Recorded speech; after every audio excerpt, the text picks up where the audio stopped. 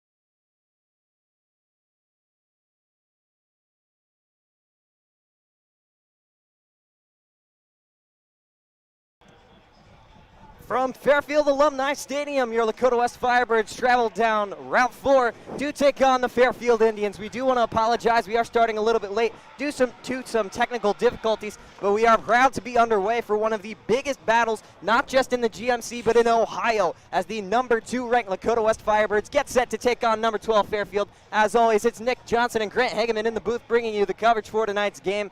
And Grant, we're in for an entertaining one, that's for sure. Yes, we are. As always, it's going to be a great game. You've got the number 2 ranked Lakota West Firebirds versus the number 12 Fairfield Indians. Talon Fisher, he leads the whole entire GMC in scoring, and he leads them in rushing. This guy's a weapon, and he's going to be a weapon against West tonight. Yeah, unfortunately, we did mention we did start a little bit late, so kickoff about to get underway. So be sure to stick with us. We got a full 48 minutes of action on the way. It'll be sure to be a good one, no matter the outcome. Obviously, Lakota West looking to stay undefeated in tonight's ball game. We'll see Lakota West back deep to take the kickoff.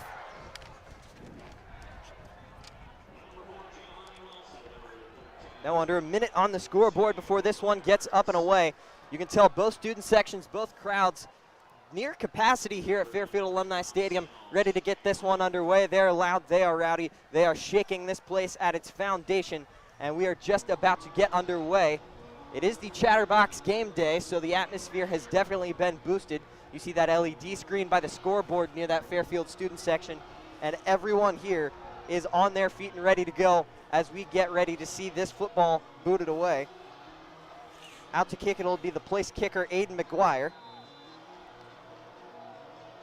And we are off from Fairfield. Line drive kick. Taken deep by the Firebirds. We'll run it out to the left sideline. Past the 35 to the 40. To midfield, shoved out of bounds on the play. And that'll be into Fairfield territory. So Lakota West going to be starting with prime field position off the kick return. And we couldn't have asked for a better start from our Firebirds.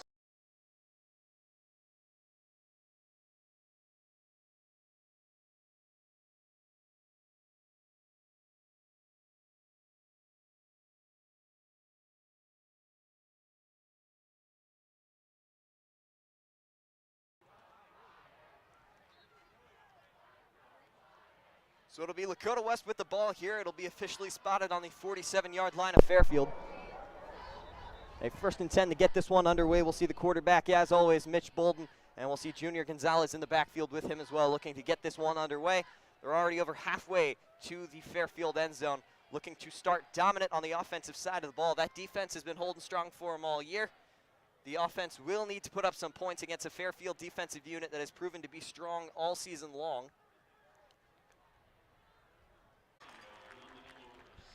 So unfortunately, a loss of yards to start the ball game for Lakota West. A big play for the Fairfield defense, who needs to pick up some momentum early in tonight's ball game.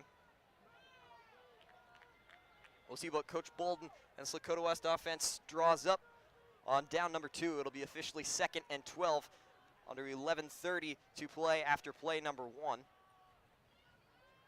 See Bolden and Gonzalez, the man in the backfield.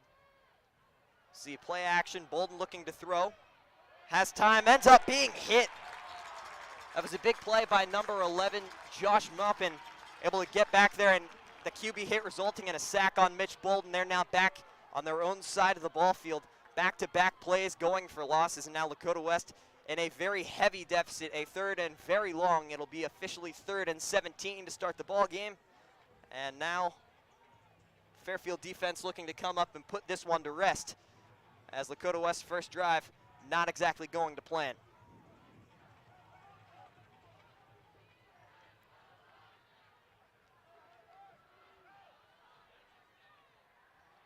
The Bolden and Gonzalez once again. Bolden fakes the handoff. Time to throw. He's going to run up the middle past the 50, past the 45 of Fairfield territory. Stumbles just shy of the 40-yard line. Not going to pick up the first, but he's able to get quite a bit of that yardage back, as now we will see the punt team rush out onto the field for Lakota West.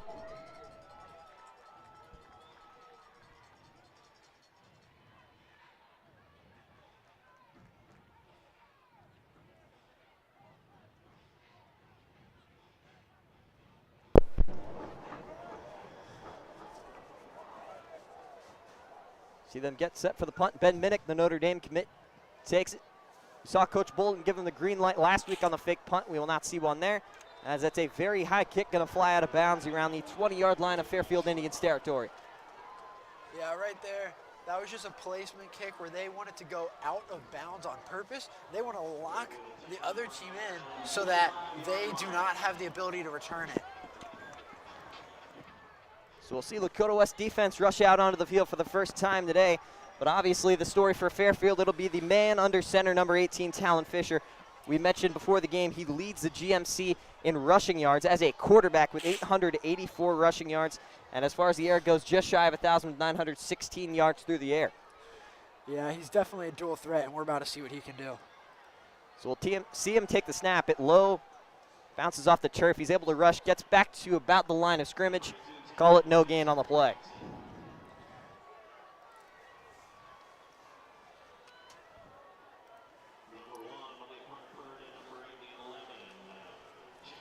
The Lakota West defense that's held strong all year long. They continue to play lights out. That's easy to do when pretty much your entire secondary is made up of D1 commits, obviously led by the big names of Malik Hartford, Ben Minnick, and Josh Fussell. So we'll see Talon Fisher come out. It'll be a good snap this time. Looks to throw out to his left, quick screen pass. Low line drive that will be caught for about a gain of 1. Yeah, Talon Fisher, he's really good at making his reads. He's progressed over his years. He's had some rough years, but his legs have always been solid, and this year his arm is starting to come along into a beautiful way as well. Right there, you see he picks up that check down route, a little bit of a curl route there, hooks in, and he just beams it over, gets his man, and makes a solid gain. So we see a 3rd and 9 on the field. We saw a West 3rd and long that ended up resulting in a punt. We will now see a Fairfield 3rd and long. This West defense looking to hold strong and force back-to-back punts to start this ball game. You're now under 8:30. Fisher with time back to throw, pressured by Tabron Benny Powell. Is a man back there. He's not able to bring him down, and the pass is dropped. Incomplete down that left sideline, unable to get it to his man. That was Jordan Jackson, the running back on that Lakota West sideline. Jordan Jackson right there notices it's scramble drill time, which means your quarterback's in trouble and he needs help. And so he gets back there, puts himself in a position where he can make something happen. He just sadly dropped that ball. Good play, though, and good awareness from Jordan Jackson. So we will see the punt team. Now, to the untrained eye, it may look like Fairfield's going to go for it. You will notice that is Talon Fisher, who is doing the punting this season for Fairfield. He boots that one away. As always, the return man, Brendan Remy, back deep, taking it for the Firebirds. Going to get it up across the 50, across that 45 of Fairfield territory. It looks like West is going to be right back to where they started on the previous drive. We'll see if anything changes on the second go-around. Right there, that was Brennan Remy, one of our premier players. He's really executed. He leads the GMC in not just receiving yards, but he also leads them in receiving touchdowns. Remy has been electric, and he continues to be. So here we are, ready to go to the next play. So we'll see Bolden and Gonzalez come out once again, the dynamic duo that's been in the backfield all season long. We'll see a play action. Ball is tipped in midair, and it will fall incomplete. Ball right there. That's just good play by the defensive line right there. They're able to get their hands up and in the way, and they're able to just bat that ball down. That's what you love to see. You see that a lot from premier defensive lines, even at the NFL level, such as the Steelers. They love to get their hands up in the air because that makes them not just a run deficit and a pass rush ability. It can make them a pass blocking ability, kind of like a defensive back as well. Great stuff there. You see 3 receivers out to the right on the west sideline. Brendan Remy out to the left. We'll see Bolden look to throw. Scrambles out to his right. Gets back to the line of scrimmage. Lowers the shoulder. Contact, looks to push for a couple more. It looks like he might have been able to push for about 2, maybe 3 on that one, but nothing major, and we'll see yet another third down. Another one of Lakota West star players there, Mitch Bolden. He's really good at what he does, and he's really good at 2 things. He's not just good at passing, but he's also good at running the ball. And that is a great thing when you're looking at a quarterback, because now you have not just one way, but 2 ways of options on offense. Mitch Bolden, the definition of an option quarterback. He can run it, he can throw it, he does everything. We've made the comparison of a young Cam Newton back there for Lakota West. Well, we'll see a 3rd and 5. Gave Bolden quite a bit on that carry. See a throw to the west sideline off target, incomplete, out of bounds.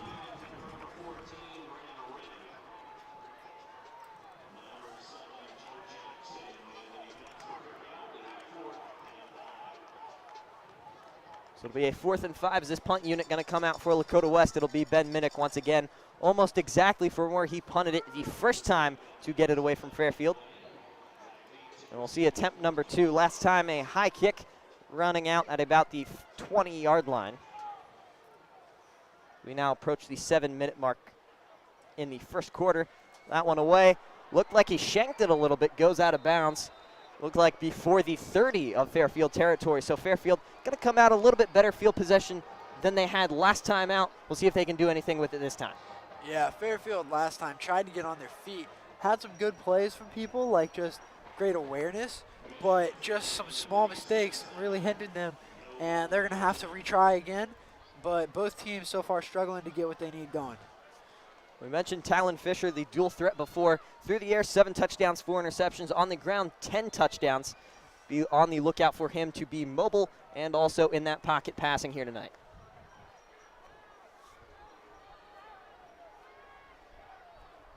See him, the only man in the backfield, jet motion. Fakes the handoff, flag thrown around the line of scrimmage. Pass broken up, incomplete. That was Josh Fussell on the coverage. We'll see what the flag at the line of scrimmage is.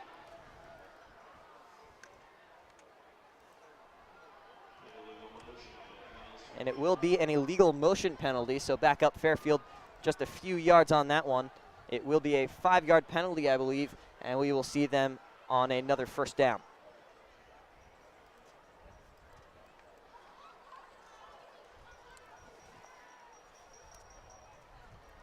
Now exactly 7 minutes to play here from Fairfield in the first quarter. A quarter that we are only 5 minutes into, but it feels like it's all flown by. You've seen 3 total punts, 2 from Lakota West, 1 from Fairfield. Fairfield looking to get their second offensive drive underway. First play negated by the penalty. They now set back 5 yards. We'll see a handoff. That's Jordan Jackson to the right side. Finds a hole to the 40, lowers his helmet. Looks to push past that Fairfield 40, and indeed he does get it. So almost to the first down. Jordan Jackson, who entered the ball game with 580 yards on the ground, nearly picks up the first there. Jordan Jackson backs up Talon Fisher there, because Jordan Jackson, he has almost as many yards, about 5/8 of the yards Talon Fisher has, just showing how run heavy and amazing this offense is at running the ball. And so what you're going to see there is an offense that's very versatile and can move the ball around to multiple people. So Jordan Jackson, a man who here recently coming off the Coleraine game, 237 yards on the ground heading into today's ball game. We'll see that snap taken by Talon Fisher. The mobile man takes it up the middle, nearly gets through that West defensive line, but Jacob Asbeck, the man there to wrap him up at the knees. Good play by Asbeck. We're seeing there is we're seeing a great play from a player that's always great. We have a huge linebacking core, and Asbeck leads the GMC in not just sacks, but he's second in tackles for loss. And so we've got a great linebacking core. Mike Brandkamp is actually third in the GMC in tackles, And so we've just got a great bunch of guys there, as you saw on the screen. And so here they are trying to lead our defense to a stop. 1st and 10 from West Territory. We'll see yet another handoff to Jordan Jackson, this time to the left sideline. Gets about one, but he'll eventually be wrapped up. Speaking of the devil, number 5, Mike Brankamp, one of the guys getting back there. Yeah, Mike Brankamp leads this tackle, and it's for good reason. He leads our team in tackles because he knows this defense better than anyone else on the team. He gets the plays, and he sets up that defense. He reads that offense, says the audibles that are needed, and he's just that guy you look for on defense. So we'll see Fairfield getting huddled up, drawing up a play on this 2nd and 9.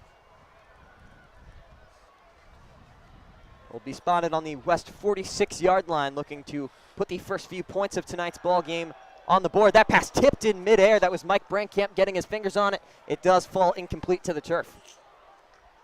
Once again, we've talked about Mike a couple times. He just knows what's happening on both sides of the ball. He knows what his team's doing, and he also knows what the other team's doing. And that's what makes him such a great linebacker. Sadly, last year, most of his season was negated by an injury towards his left knee. But now he's fully back, and he's showing why he's this linebacker 1 and why he's able to lead this defense. We'll see if Fairfield choosing to go for the run game, as they have seemingly all year on big plays. Nearly 2,000 total team rushing yards. They sit at 1,894 on the season. We'll see the jet sweep handoff to who else but Jordan Jackson. He'll eventually be wrapped up. Looked like a WWE power slam right there, but it will be 4th down, no gain on the play. I do believe that was Drew Minnick, the man getting back there and basically slamming that man to the ground. Yeah, Drew Minnick, brother of Ben Minnick. Those two are quite a great pair. While Ben Minnick backs up that secondary and is a great safety committed to Notre Dame for how good he works, Drew Minnick, he's one of the best cornerbacks on this team, and he constantly stops that other team. We'll see the punter and quarterback, Talon Fisher, booted up. He has 862 punt yards heading into tonight's game. It'll be Brennan Remy evading tacklers back there inside the 10. Flag thrown. So it'll be wrapped up inside the 10. We'll see what that flag ends up being. Hopefully it moves Lakota West forward. And it looks like it will be on Fairfield. So Lakota West not going to be stuck inside the 10. We have 4:22 on the clock. We're going to take a quick step away. We'll be right back in a few.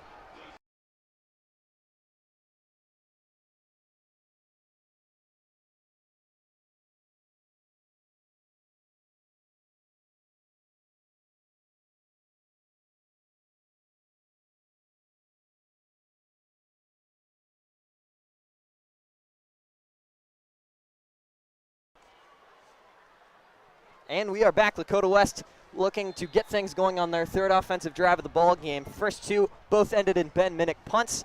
After the penalty on the kick return, West with the ball on the 25. We'll see the jet sweep. That's a handoff to the right side. Brought down. That's about a gain of 3 on the carry. Is this Fairfield defense able to hold strong on play number 1? Right there, you've got Trent Lloyd. He's like kind of a wide back on this team. He has 330 receiving yards, which is 3rd in the GMC, and add on top of that, he has 220 rushing yards, which makes him 14th in the GMC. Running back 2 of any team, which is great. He's quite versatile, as you see there. He uses his running ability to pick up those yards. So we'll see Mitch Bolden and Gonzalez in the backfield once again. Bolden looks to pass, hits his man. That is dropped incomplete. It looked like it was intended for Trent Lloyd, but it hits the turf. Yeah, Lloyd's not going to get it there. He does have number 4, but we do not believe that was Trent, though. Yeah, we are not quite sure. That doesn't look like Trent Lloyd in the number 4 uniform. We'll try and get the player that is on the field, but I do not believe that is Trent Lloyd. We aren't quite sure what is going on there. We'll have to ask about that one when we get the opportunity to keep you updated. But that does seem like a routine catch that maybe a guy like Trent Lloyd would have come down with, and it could have been a big play in the long run. Yes, it would have. Here we come down with the play, though. Mitch Bolden set, looking in a bit of a gun formation. Bolden play action, looks to throw to the right sideline. That is caught, not quite to the 1st down marker. It doesn't look like from our angle, but that'll be number 8, Scotty Johnson. Or no, sorry, that is Davion McCoy on the right sideline. And we'll see if they decide to move those chains. It looks like he got close. Not quite sure where they're going to spot that. And the chains will be moving, so it is a 1st down. They're going to say Davion reached across the chains for that one. Great play there from Davion. He continues to show that he could be a weapon, and I hope next year he gets an even bigger chance. See a man cut across the middle. That's a jet sweep handoff once again. Gets a couple. He cuts across to the middle, not quite to the Lakota West 40-yard line. And it appears that it will be Giovanni Wilson in the number 4 jersey today. So we wonder where Trent is. We wonder if he's on the field, what number is Trent wearing? Yeah, we weren't told about this pregame. It probably would have been helpful if we did know, but we just heard the PA guy, so it will be Giovanni Wilson wearing uniform number 4 for these Firebirds, as we are now under 3 minutes to go in the first quarter. As Lakota West now working with a 2nd and 7 from their own 38-yard line. It'll be Bolden, the only man in the backfield in shotgun. 3 out to the right, 2 out to the left, 5 wide for these Firebirds. Bolden with time to throw, gets it to Giovanni Wilson, and it looks like he's going to carry it close to the first down marker, and it looks like the chains will be moving, so a first down on the throw from Bolden to Wilson. Yeah, right there. Wouldn't it be funny, though, if Coach Bolden knows we're going up against a great team, and it's like, how about you guys just switch jerseys? Let's throw some decoys out there. Let's just mix them up, have them covering the wrong guy. But he's doing a great job. Giovanni Wilson. We hope Trent Lloyd is okay. We can't quite find him on the field yet, but it's a great job. Giovanni's playing well, catching balls, going out on the outside and running it up. Great play there. So we see Davion McCoy, the wide out to the right. See 3 to the left. It'll be a quick screen. That's Brennan Remy, who's able to get it across the 50-yard line after some shifty moving. Gain of about 2 on the play for the Firebirds. That's what's going to be needed is small plays. See, big chunk plays will get you points on the board, but they don't build momentum and they don't build a winning mentality. Small plays that move you down the field is really what gets a team going and what can push you on to that next level and can make you such a great team. And so while that play isn't as big as you would want, you need consistency and you want to build it up so that when you do need to make a play, you can. And it looks like that'll be a flag on Lakota West, a false start bringing that play back. So we will still see first down, but it'll be 1st and 15 rather than 1st and 10. Play to Brennan Remy negated. Yeah, so while we were talking about the small plays make a big momentum, the small mistakes make a big part wrong. See 4 wide for the Firebirds. Gonzalez, the man to Bolden's right in the backfield. Bolden all day to throw, not a lot of pressure. Hit Scotty Johnson near the 50-yard line where the original line of scrimmage was. Looks like he got the 5 yards back, not much more in the way of gain from that 1st and 10 spot. Well, at least they're back to where they're on 2nd and manageable. Right before that, if it was 2nd and 15, if Bolden threw an incomplete pass or he got sacked, you could call this drive basically everything but over. But now, picking up that great play pulls them back into a territory where they're able to throw it. Also quickly, we would like to apologize. We got an interesting setup today, and so our cameras are in a spot where they could be temporarily blocked, and so if someone does walk in front of a camera, we are sorry for that, and we're trying to mitigate it as much as we can. But there's Mitch with a run up the middle. And it gets about to the 50-yard line. Eventually brought down by that Fairfield defense, so not much in the way of a gain. We'll see about a 3rd and 9 on the way. That was Ray Connie on the tackle for Fairfield. Just a solid play there. Gets the small gain and keeps the game moving. So Lakota West in Fairfield territory, but they are in the 49, so relatively backed up in Indians territory. Now under a minute to play in the first quarter. That student section is getting loud on 3rd down. It's a very big 3rd down. We haven't seen any points put up in the first quarter yet. Lakota West looking to do so, take charge early in the ball game. See that one? That's going to be out to Ben Minnick on the Fairfield sideline. Flag thrown where the ball was caught. We'll see what the call from the Zebras is. The Zebras is? It's a quite fun name you got there, Nick. We love all the interesting sayings you've got, but that one's going to go as a holding call. Looks like it's going against.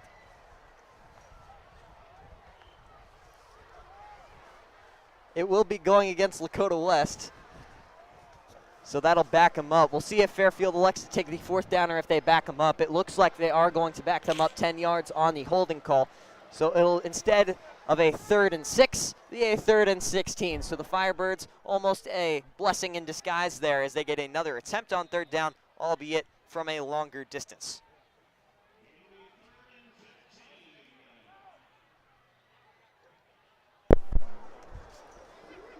27 seconds on the clock. The time did stop there for that penalty. You see the throw to Ben Minnick negated on that call. So now West, instead of in Fairfield territory, on their own 43-yard line. See what they elect to go with on a 3rd and long. There is a flag thrown pre-snap, and we'll see what the call is.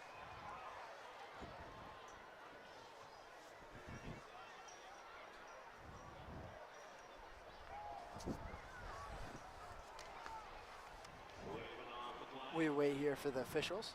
Yeah, so it looks like they picked up the flag. Not quite sure what they thought they saw, but there will be no penalty yards messing with that 3rd 15.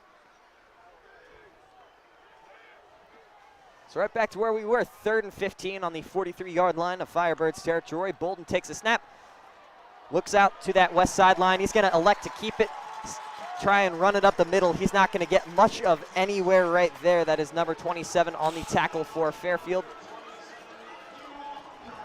And so right there, I don't know what happened there, if that was a play call or if Mitch decided to run that himself.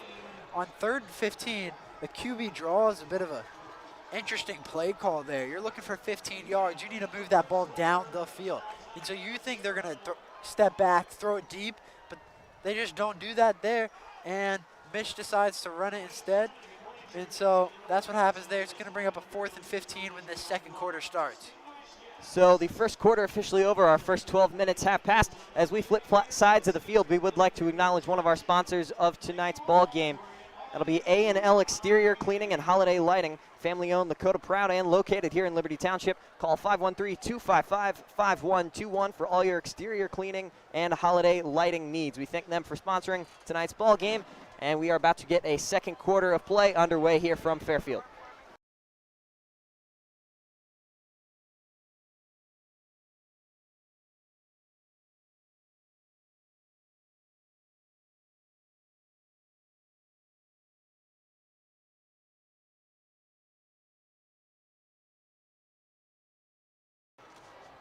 And we are back. It'll be the Notre Dame man, Ben Minnick, looking to get this one away. It'll be Lakota West's 3rd punt of the ball game, coming on their 3rd offensive drive.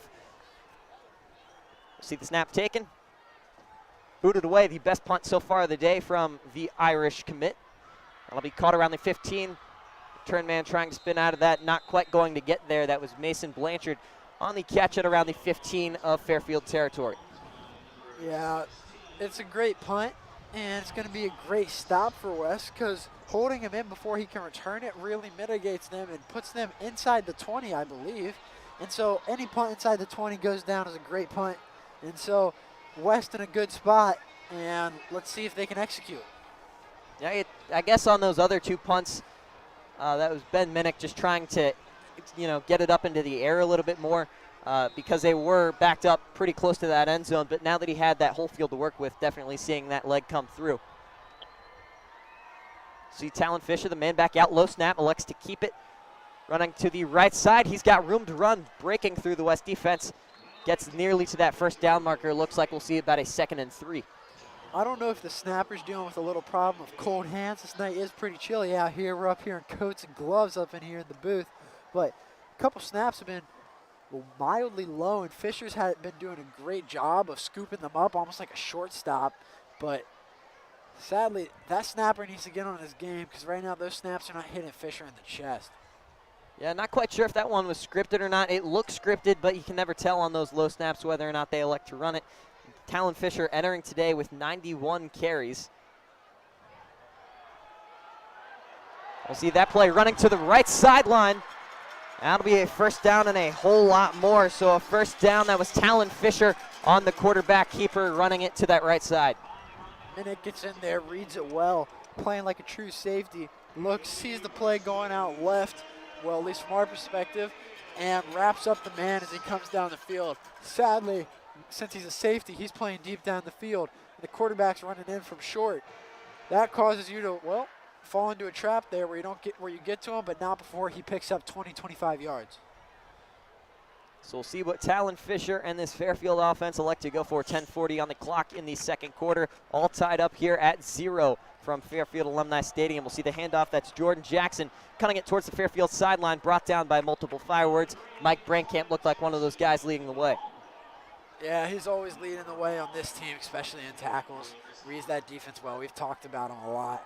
Man, is this Fairfield team putting up a great bunch of plays so far? Sure, the score 0-0, but at least they're moving the ball a little bit. West is having trouble getting going here, but we hope that West gets it going because as you see in that top right corner, I think we like Lakota West. So let's try pulling out a win here tonight.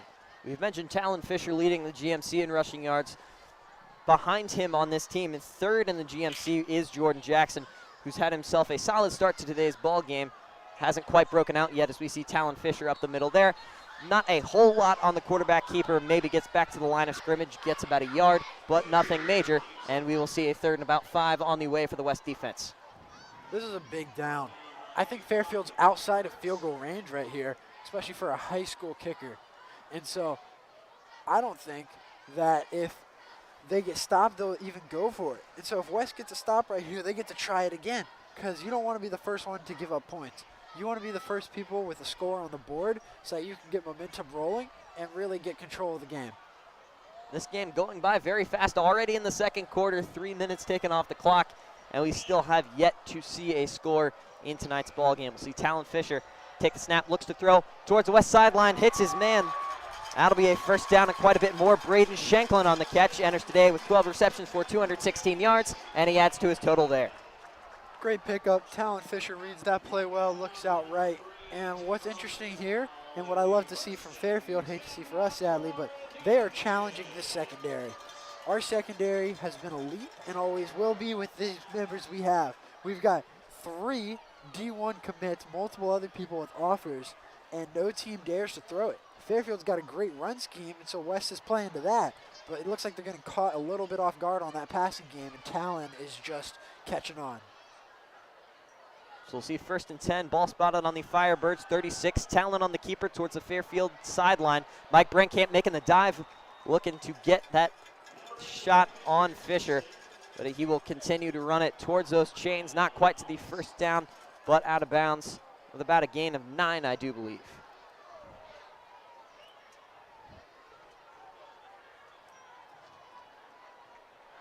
Out of bounds with 8:50 remaining in the second quarter. Still scoreless here from Fairfield Alumni Stadium, but Fairfield knocking on the door.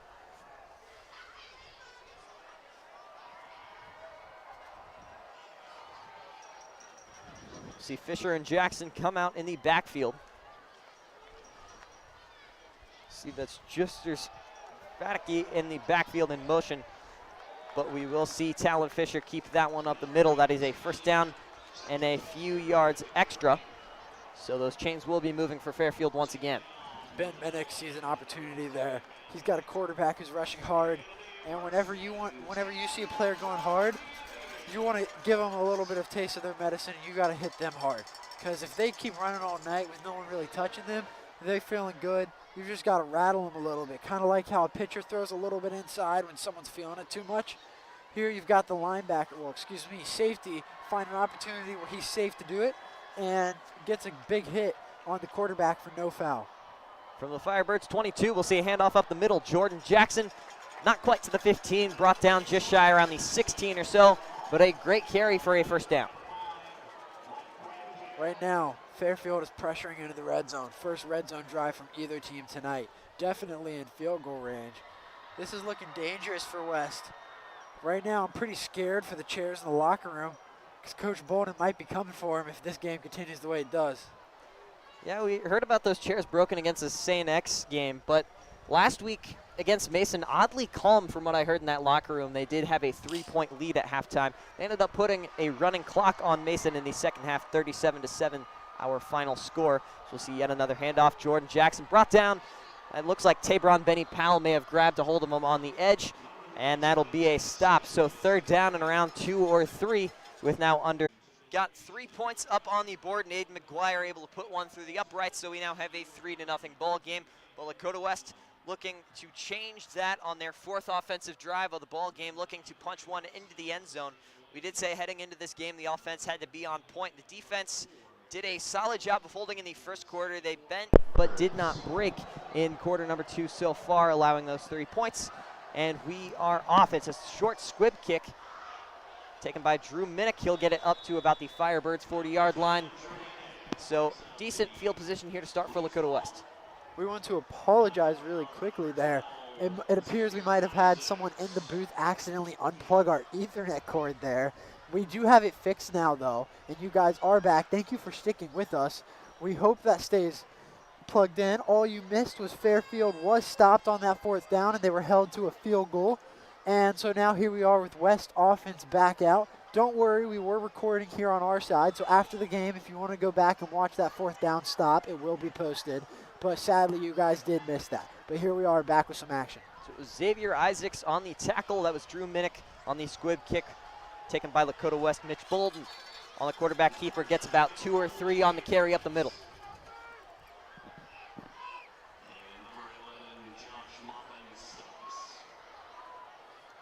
Mitch Bolden so far on this year, 4 rushing touchdowns.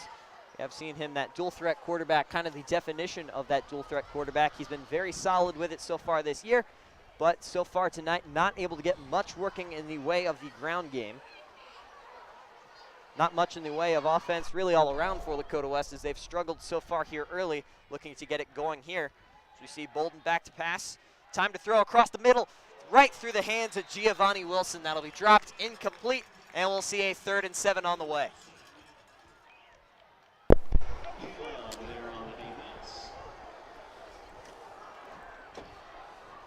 .524, 3rd and 7. Lakota West looking to draw up something big, get those chains moving, and start something in the way of offense.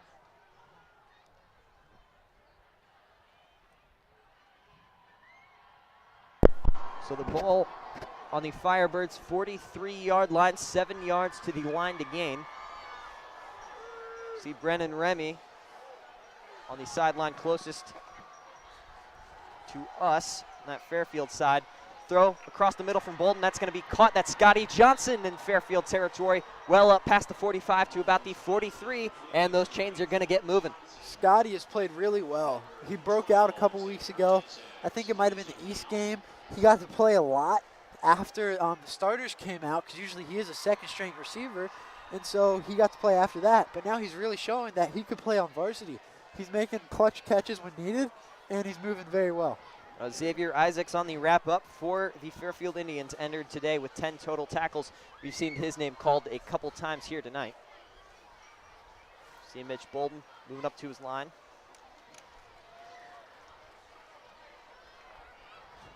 See what he elects to do, moving up now. And we will get a timeout called by Lakota West as they stop the clock to avoid that delay of game penalty. That play clock just kept ticking and ticking. Mitch Bolden looked like he was trying to communicate something to his line, unable to get it across in time, and Lakota West avoids the penalty.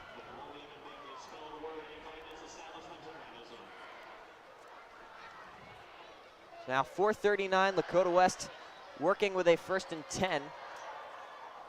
And I have 2 timeouts remaining. We'll see how many of those are necessary moving forward here before halftime. Lakota West no doubt looking to get points up before heading into the locker room. By far, one of the bigger games, if not the biggest game they have played all year. They do not want to head into the locker room trailing, as this could mess with a lot of rankings and standings here in this region of Ohio.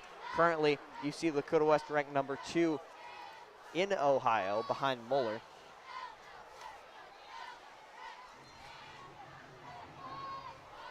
See what the Firebirds draw up on 1st and 10. Both teams back out, lined up, ready to go. See Junior Gonzalez, the man in motion on the right side of the field. 3 receivers towards that Fairfield sideline. Handoff up the middle, that's Giovanni Wilson, who finds a hole, gets up past the 40-yard line, not quite to the 1st down, but a gain of about 9 on the carry. Giovanni Wilson's really having a great breakout game right here. He's got multiple touchdowns on the season and produced when given the chance. But tonight, with the seemingly Trent Lloyd out of the game from what we can tell, it seems like he's really stepped up. He's taken that Trent Lloyd role, doing both running and catching, and he's doing well. So we'll see what West decides to go for here on 2nd and 1. Now about 4 minutes to play before half. 3-0 Fairfield remains our score. We'll see that's Giovanni Wilson stumbling in the backfield. He's able to get it across the 40, dives for it. He reached. Did he get the first down? We'll see where that ball gets spotted. It looked like from our angle he met the line to gain. Not quite sure where they are going to put that football down. Looks like he round the 38-yard line, or sorry, the 33-yard line, and it will be a first down. Right there, great play from Wilson. He sees the whole field moving towards that left side of the field, and Wilson does a cut back against the grain, gets moving the other way, and so now the whole other side of the field, their momentum is going towards the left sideline, and they're forced to have to run towards that right way, and Wilson's able to get there before they do for the first. Bolton, the only man in the backfield. Giovanni Wilson cutting across jet motion, takes the handoff, fights to about the 30-yard line, gain of 3 on the carry.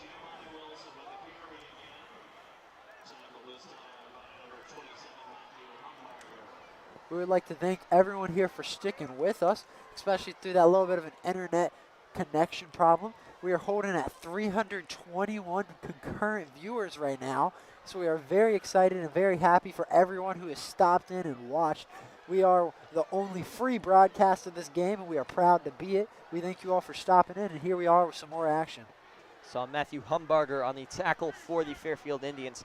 Now 2nd and 8 after the short carry from Wilson. Pass to Brennan Remy inside the 30, inside the 25.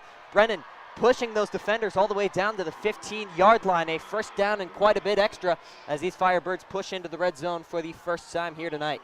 Brennan Remy leads the whole league in yards for a reason. He knows how to get open and he knows how to produce when needed. He's clutch and he is reliable. Right there you find him across the middle doing a bit of a hook, and he does it perfectly, gets in there, gets the ball, and now West is moving into the red zone round about the 15-yard line. So we'll see 1st and 10 right at the 15-yard line is where they spot that ball. Good job by us seeing where they spot that. Typically we're fighting with the refs over where they spot that ball. We'll see Giovanni Wilson take it right up the middle, able to push some bodies back there. And it looks like the ball came out, and Fairfield's going to say they have it. Indeed they do. So a big turn of events. That ball popped out right out of the hands of Giovanni Wilson, and Fairfield able to stop what was looking like it was going to be a drive resulting in points for our Firebirds. A big turn of momentum here right before the end of half. 2 minutes and 8 seconds to play on the clock. A very unfortunate happening, but Lakota West is going to have to adapt on defense. They still have a little bit of time to try and put some points up before half. That's an unfortunate development right there for Lakota West, who was finally driving down the field. Fisher takes a snap in, shotgun handoff. Jordan Jackson with room to run on the Fairfield sideline. Reaches for that one, gets about 9 on the carry. We'll see a 2nd and 1 on the way. Jordan Jackson continuing to stay consistent in tonight's ball game. We've seen his number called quite a few times.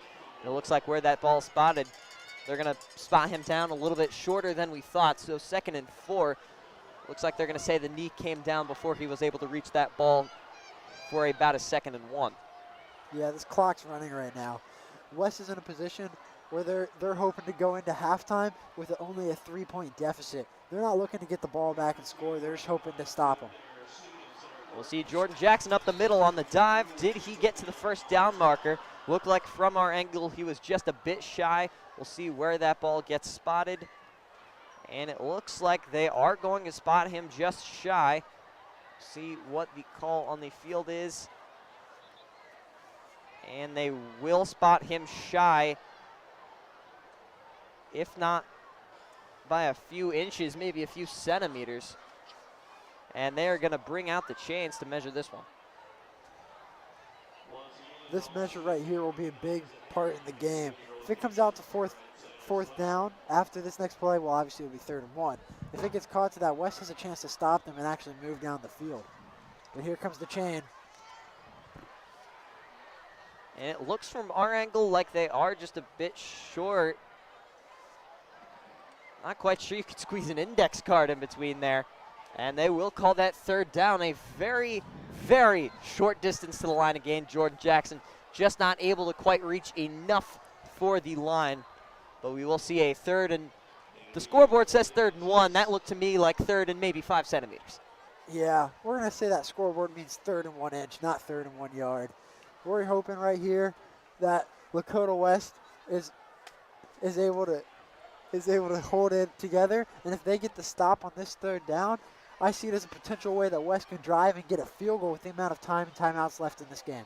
So we do see a timeout called by Fairfield, so that clock is going to stop at 1:20, trying to draw something up maybe for this 3rd and inches on the way. The way Jordan Jackson has been moving that football, you got to think they give it to him up the middle, and at least they get those few inches. So not quite sure what they're going to elect to go for, but the odds do seem to be in their favor given their recent performance. 1:20 on the clock, 2 timeouts apiece here at Fairfield Alumni Stadium. Fairfield looking to push for this 1st down. A big play, probably the biggest play we've seen all game long. And it'll be a quarterback sneak. Talon Fisher up the middle, no doubt about it. He's moving those chains. Yeah, that's just a textbook play call in that situation. You've got 3rd inches, and if you get it, you get a great opportunity to keep this game going and go into halftime with the lead. And so what they're looking at right there is they just want to run it straight up the middle, head first, and they get it. So Fairfield's going to call another timeout. Now at this point just trying to conserve clock after being forced to run it there. And so they're going to come out with 1:17 after the timeout and hoping to go into halftime up more than just 3. And we're going to take a quick break for a moment. We'll be right back in a few. 1:17 on the clock here in the 2nd quarter.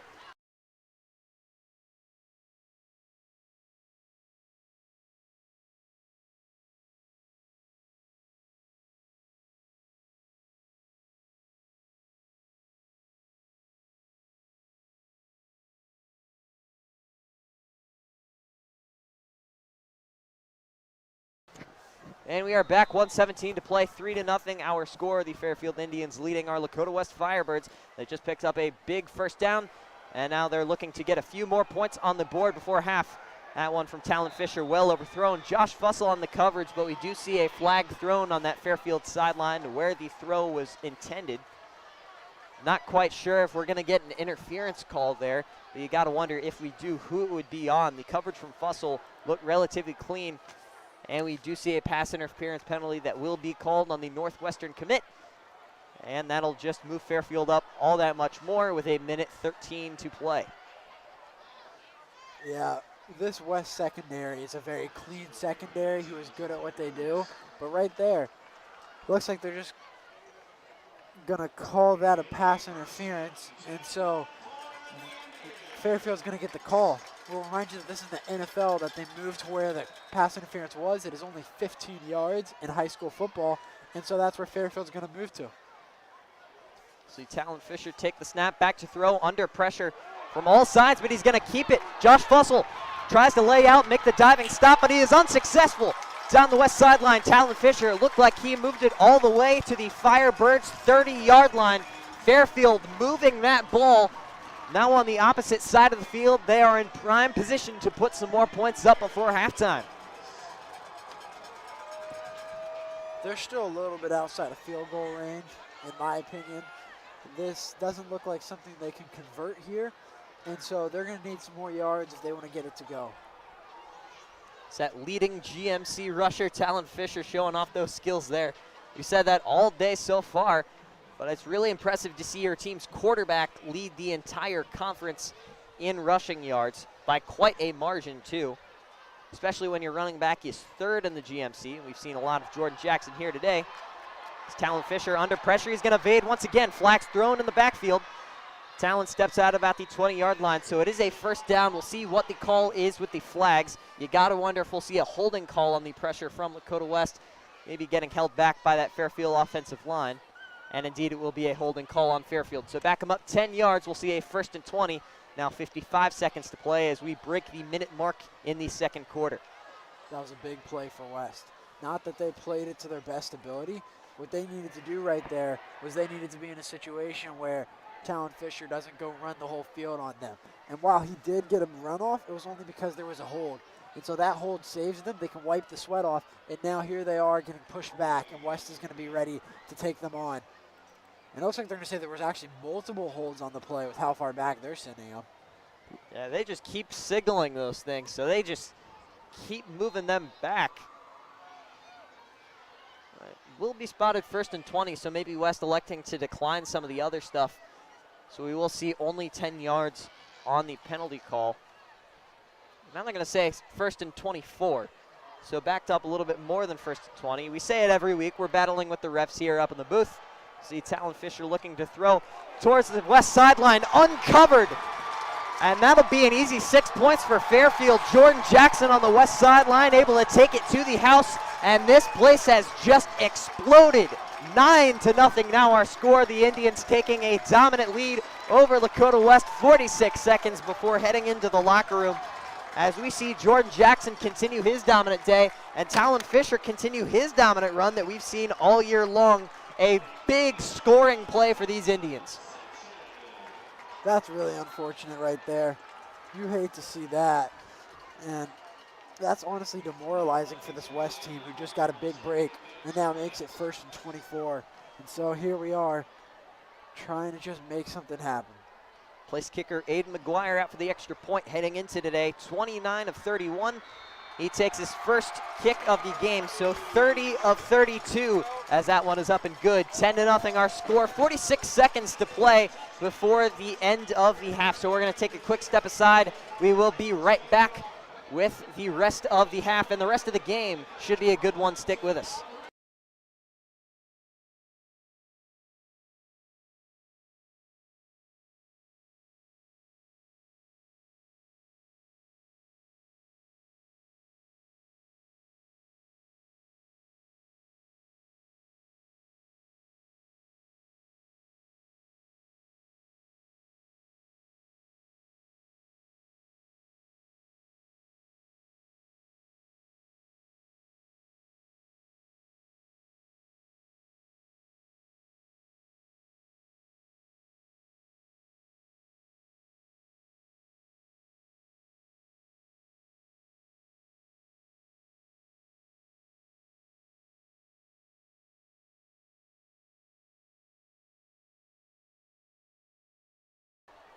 .46 seconds on the clock. West trailing 10-0 after the big Fairfield touchdown from Talon Fisher to Jordan. On the right sideline to Jordan Jackson, able to turn that one into 7 points as we see Lakota West try and battle back. That one taken by Giovanni Wilson, steps out of bounds at around the 21-yard line. Not quite sure why he recovered that instead of letting that bounce out of bounds for the penalty yardage. That right there is a bit of a sad development. I think he wanted to recover it because with this little amount of time on the clock, they just want to get as much yards as possible, and that was a big opportunity. But sadly, he just misjudges and his foot steps out. 43 seconds now after the return from Giovanni Wilson. See Bolden and the offense come out, obviously looking to get something on the board before half, even if it is a Tyler Bond three-pointer.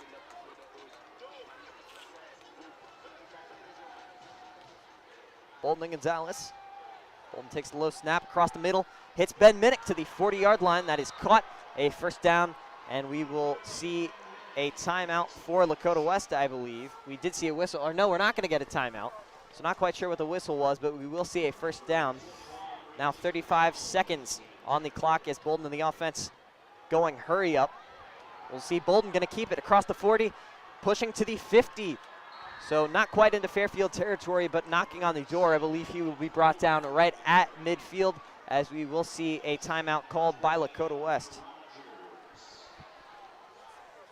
And there is no timeout. Sorry, they continue to go hurry up. They do temporarily stop that for the chains moving.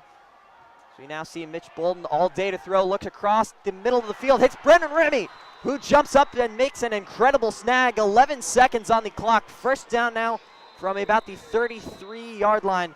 And there we go. So we get the first timeout of the drive taken by Lakota West. They now sit with one timeout to go here. 11 seconds before half. Fairfield still up 10-0.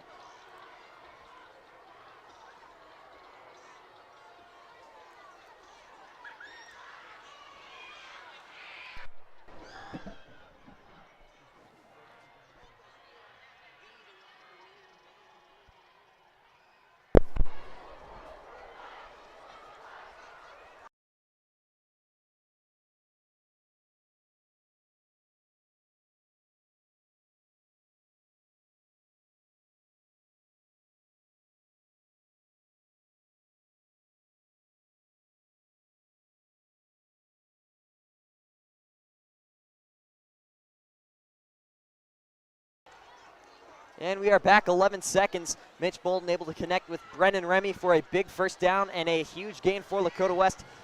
They are now knocking on the door of a potential score before halftime.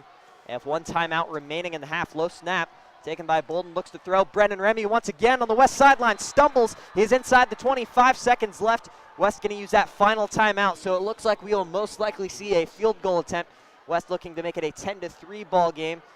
We do assume that's what they're going to do. We'll see if Bolden elects to keep Mitch Bolden out and take a shot at the end zone. Not quite sure what they're going to elect to do, but we do see them huddling up, maybe drawing up whatever they plan on doing.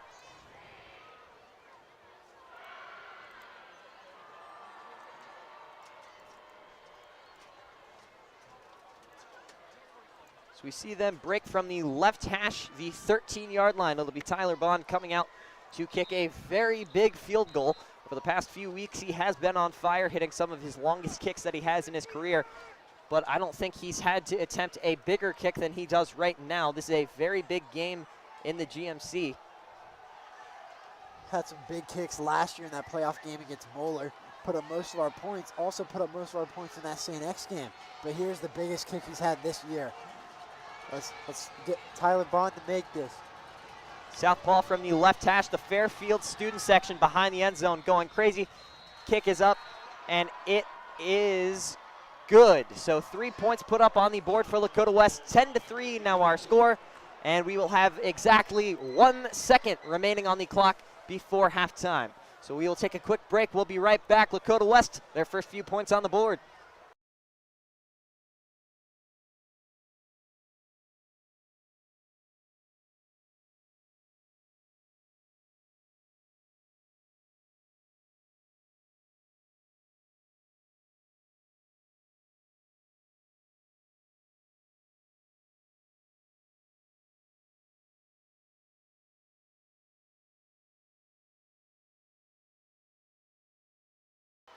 So we do apologize. It looks like there was a very late timeout called by Fairfield, so 3 points not put up by Lakota West just yet. They did signal the timeout and call it after the kick was up and good. So we apologize for the confusion, but we will now see the real Tyler Bond kick. Snap is good, hold is good, kick is up, and it is good. Even better than the last time. So 3 points officially now put up by Lakota West. That 3-point kick. And the scoring drive brought to you by Premium Sportswear for all your spirit wear and custom jersey needs. We thank them for sponsoring tonight's ball game on that scoring drive. So 10-3 now our score. The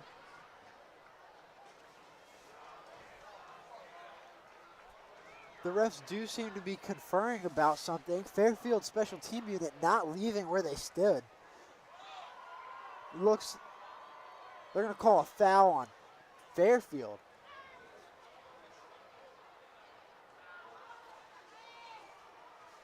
Yeah, not quite sure what we have going on here. We see now Coach Bolden out talking with the refs. We'll see what they elect to do. Yeah, so they're going to say the kick stands and the penalty will be declined by Coach Bolden and the Firebirds. So 10-3, now officially our score as these Firebirds get their first few points up on the board as we now trot into the locker rooms at half. Your Firebirds trailing the Fairfield Indians in Fairfield at Fairfield Alumni Stadium by 7 points. We'll see how they come back out of the half. We still got 24 minutes of action. Stick with us. It's a good one. You don't want to miss it.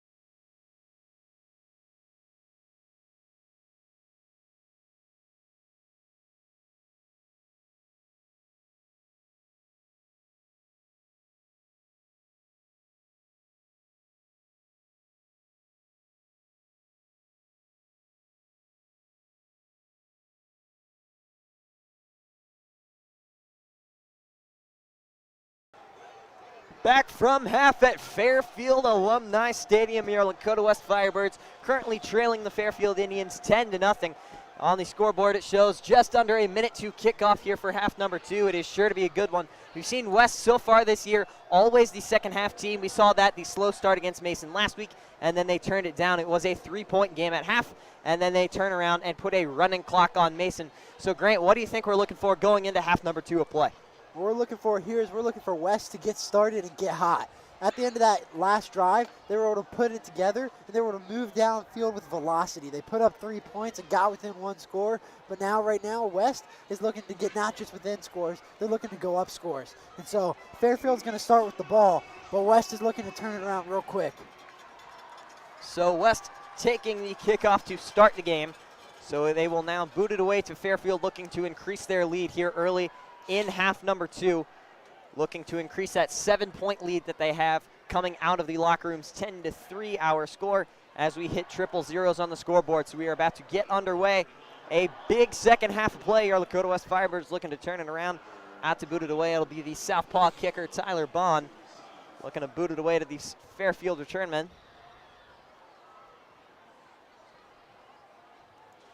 Tyler Bond, quite an electric player. He's 6 for 6 on field goals, first in the GMC. He has a long 46-yard, once again first.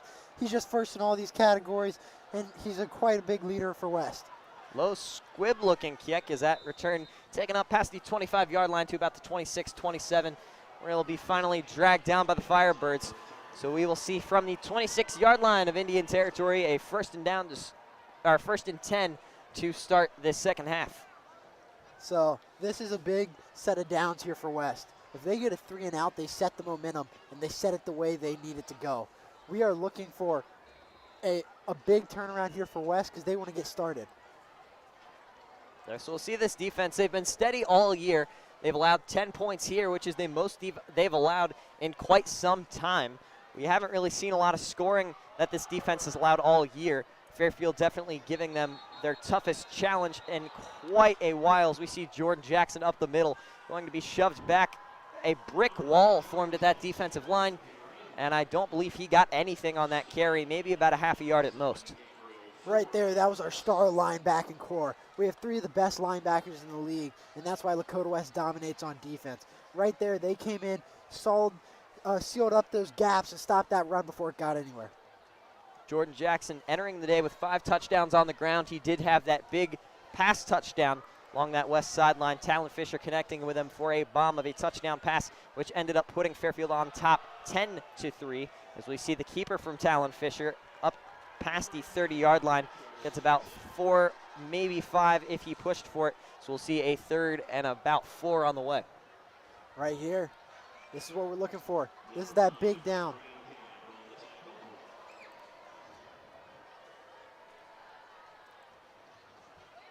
See where that ball gets spotted. It looks like it'll be a generous spot for Lakota West. Looked like Talon maybe got a little bit more, but they're going to spot that around the 32-yard line. As Fairfield continues their push for midfield. See a 3rd down and 4 officially. It'll be on the Indians' 32-yard line.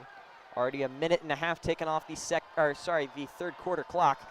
We see a handoff. That's Jordan Jackson. Micah Markley able to wrap him up with a little bit of help from, that is Ben Minnick, the Notre Dame man. So a big tackle, a big stop on a running back that has given West fits all game long. And we see a 3 and out for this West defense to start off the half. Micah Markley, one of those star linebackers we were just talking about. He's only a sophomore. He still has 2 more years to develop, and he's already been a massive piece for this team. He's up there, and he's been great. He's up there in tackles in the GMC. He's going to develop into a star.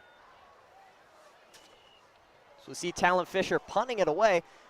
That'll be Brennan Remy. Gonna let it bounce inside the 30 to the 25, almost to the 20. They're trying to push that ball, get a little wind behind it, get it moving. It'll officially be down at the 22-yard line. So we'll see Lakota West with their first shot on the offensive side of the ball here in half number 2.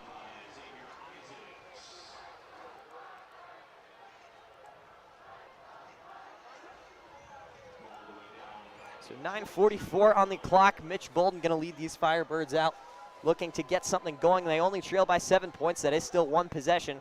though they have not really come close to a touchdown at any point so far this game. They did make a push for the red zone that was then turned around. That was a Giovanni fumble. Looked like Fairfield able to punch that ball out, scoop it up, and they completely turned the tides there, which ended up allowing them to get those 7 points on that big touchdown pass. So a big shift of momentum. Lakota West looking to steal it back here in half number 2. The 3 and out on defense does help that a lot, but they still have a lot of ground to cover and get back into this ball game. Starting this second half, we want to thank all of you for supporting. 440 people have tuned in, and overall 1,828 total. We've just had a great turnout for this game. We love all of you. We are so glad and so proud to not just represent West, but be this only individual free stream of the game. And so thank you for tuning in. Let's continue to watch this game play out. So we'll see 1st and 10 for Lakota West. Bolden in the backfield, along with Giovanni Wilson. We see Junior Gonzalez, the man in motion. We see the handoff to Wilson to that left side, finds a hole. Will spin his way around to about the 29-yard line, picks up a good chunk on 1st. Giovanni Wilson right there was one missed tackle away from being a touchdown.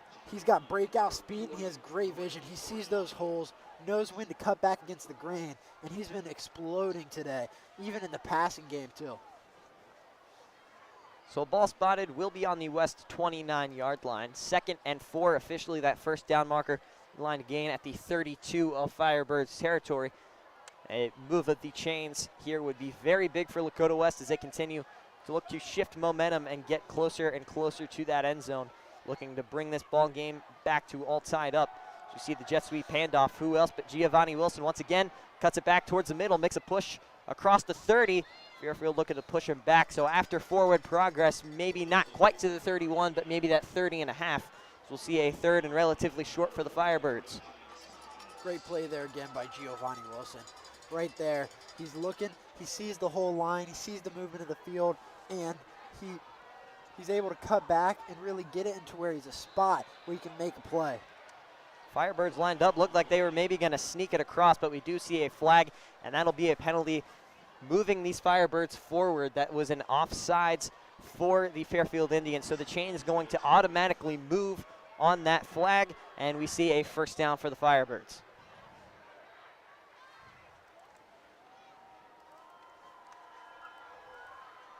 So ball now placed at the Firebirds 36-yard line. New set of downs, 1st and 10, 8:29 on the clock in quarter number 3. See Bolden and Gonzalez, the dynamic duo we talk about every game. We see him in the backfield once again here. Bolden looks to throw, and he looks deep downfield. That's Ben Minnick, the Notre Dame Irish commit, able to wrap that one in nearly to the 25, about the 26-yard line. He's finally brought down by a pack of Fairfield Indians.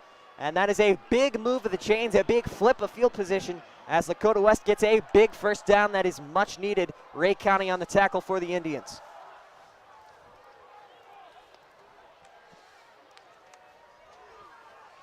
See Bolden and Gonzalez pretty quick to get back to the line, looking to keep the momentum going.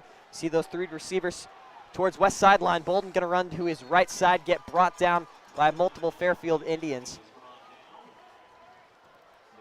See, that was number 11 leading the way, Josh Maupin, who was able to officially put that shoulder in his chest and knock him down.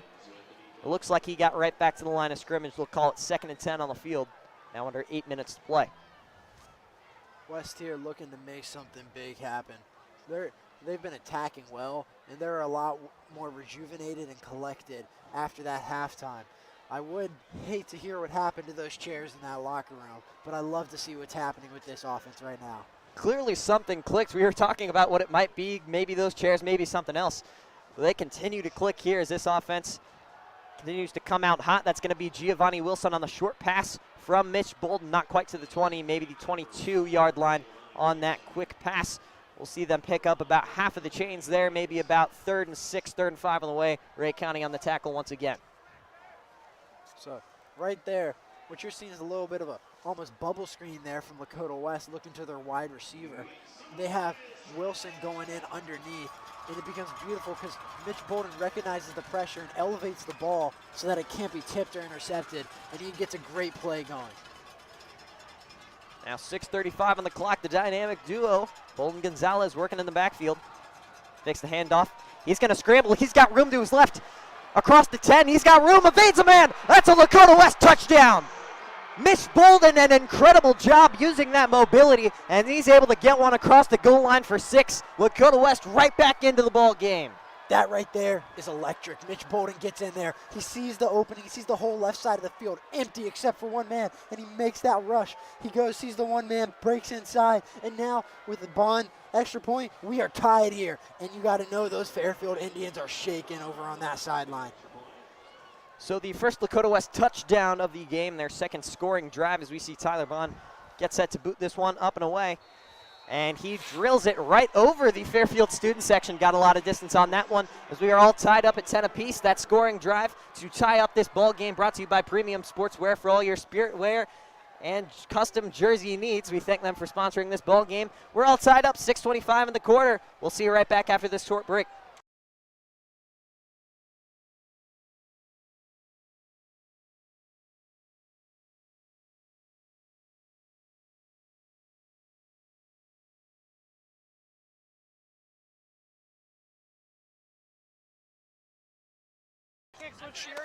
And we are back, getting ready for the kickoff. Lakota West getting lined up after an electric Mitch Bolden quarterback keeper to that left sideline, able to toe tap all the way through the defense, evading many men to get the 6 points. After Tyler Bond able to boot it through, we now have a tied ball game.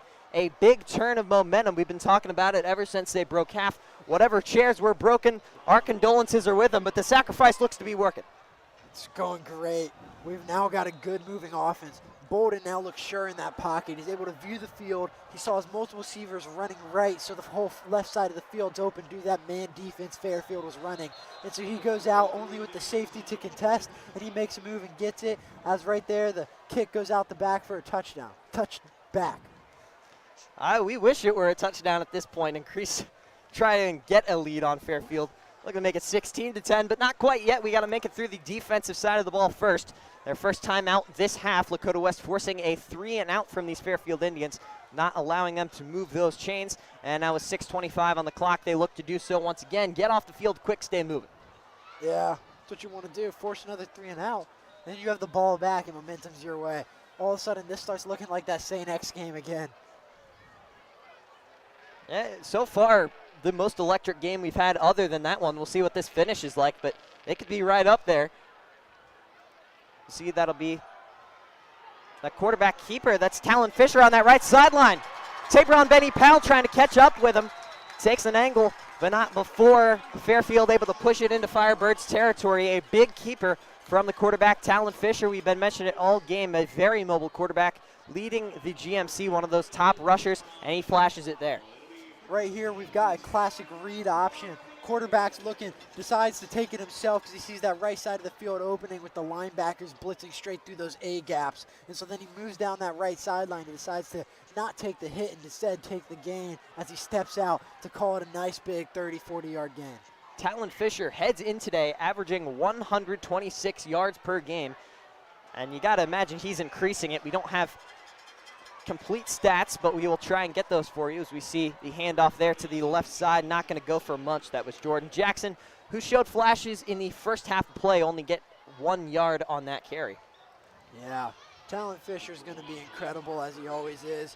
Right here, they once again run that read option, and his vision is just amazing.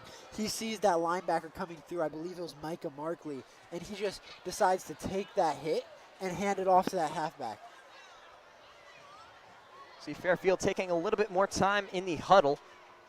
It will give a pretty generous spot, so now call it 2nd and 7 down on the field. From our angle, it didn't look like he got nearly that much, but that's what they will be calling it. Low snap. Saw a couple of those in the first half. That throw will be complete. That was Braden Shanklin on the right hash. It will be caught, but he is brought down by the Lakota West Firebirds. So not quite to the first down marker, but they do get a little bit of a chunk out of it. So it'll now be 3rd and 2 on the way. Malik Hartford, that was a dangerous position there. Talon makes the right read, sees the receiver on the cutback, and Malik Hartford playing too soft to coverage, but the ball was just a little bit too lofty, and Malik almost had an angle to get a good play on it, but it gets there just in time, and Malik is only able to tackle him. So we'll see Fairfield line up. We'll see what they elect to go with here. 3rd down and 2. from the Firebirds' 41-yard line. It'll be quarterback keeper Talon Fisher shimmies his way for the first down inside that 35-yard line. The chains keep moving for Fairfield. Fairfield now is deciding to match this West offense, and that's always scary. But it's always fun for us because now we've got an evenly matched, we want to see some offense blazing. But here we go. So 1st and 10, ball officially spotted right on the 35-yard line now, under 4:30 to play in the quarter. This game just now heating up. We thank all of you who are tuning into this ball game, and we hope that you stay with us through the exciting finish. We now have 505 concurrent viewers on this stream, by far a high. Thank each and every one of you. We'll see Talon Fisher with room to run. Inside the 20, nobody to stop him. That is a Fairfield touchdown. They strike right back at the Firebirds. He crosses the goal line for 6. That right there, just another use of Talon Fisher's electric legs. He's going to keep this ball moving, and he's going to run down that field. That was painful, and it hurts, but West needs to rebound now. What is Fairfield doing? That was a bit of an interesting set. Almost wanted to pull the West special teams off, lining up out of position, but here they are moving, and now it's time to kick. So we will see the place kicker once again. That is Aiden McGuire. 30 of 32 so far on point after attempts. That one is up and good. Make it 31 of 33. 17-10 our score. We'll take a quick break. Fairfield striking back, but Lakota West looking to bring it right back all even.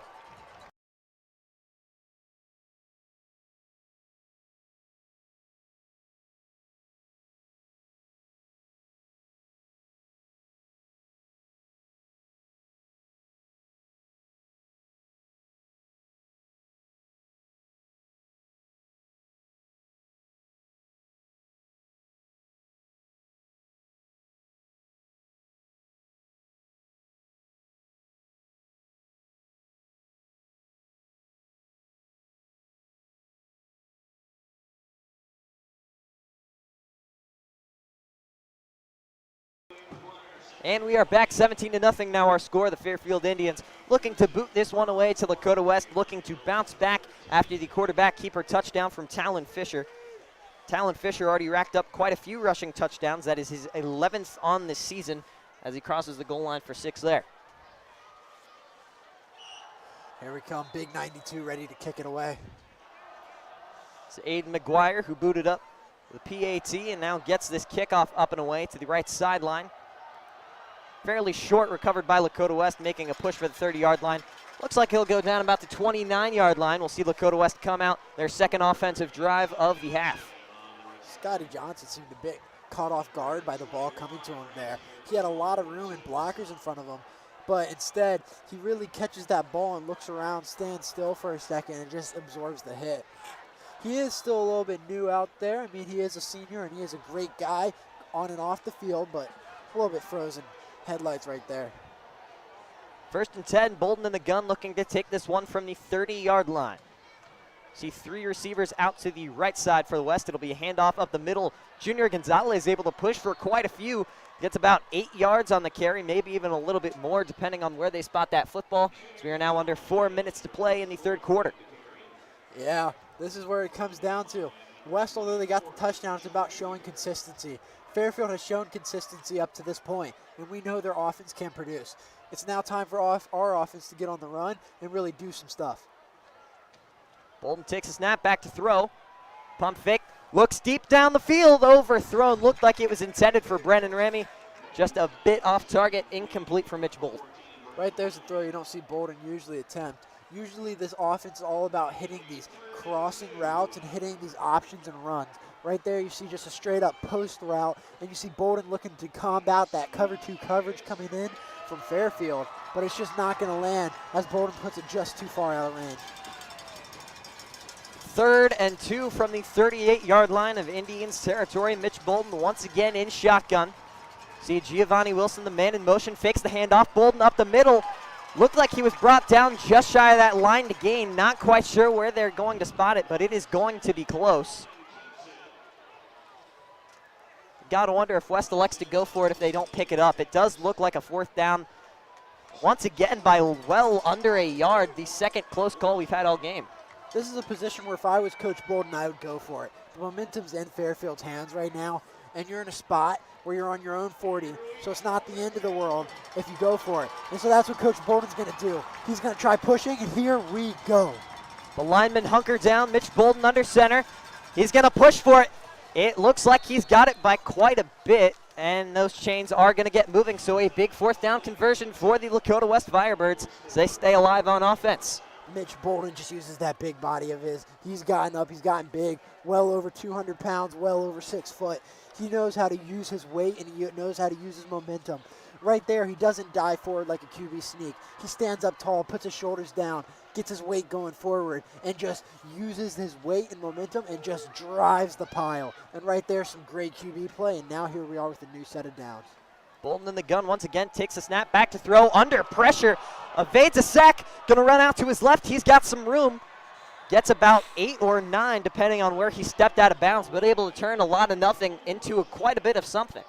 Yeah, that right there, once again, this is becoming a Bolden masterpiece almost of a game right here in these last couple drives. Sure, he's had some shaken moments, but his pocket presence has become elite. When he gets this ball, pressure immediately comes up the middle from that blitzing linebacker who throws down the lineman. But Mitch is able to recognize that even with his eyes downfield and pulls out left for the gain.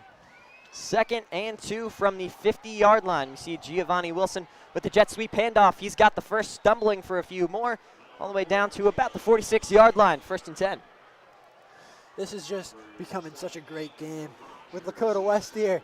Although we love it, it's been a little bit stale games after blowout after blowout. We've got one here with two great teams locked in, 17-10, Fairfield leading. Fairfield's number 12 in the state, Lakota West number 2 in the state.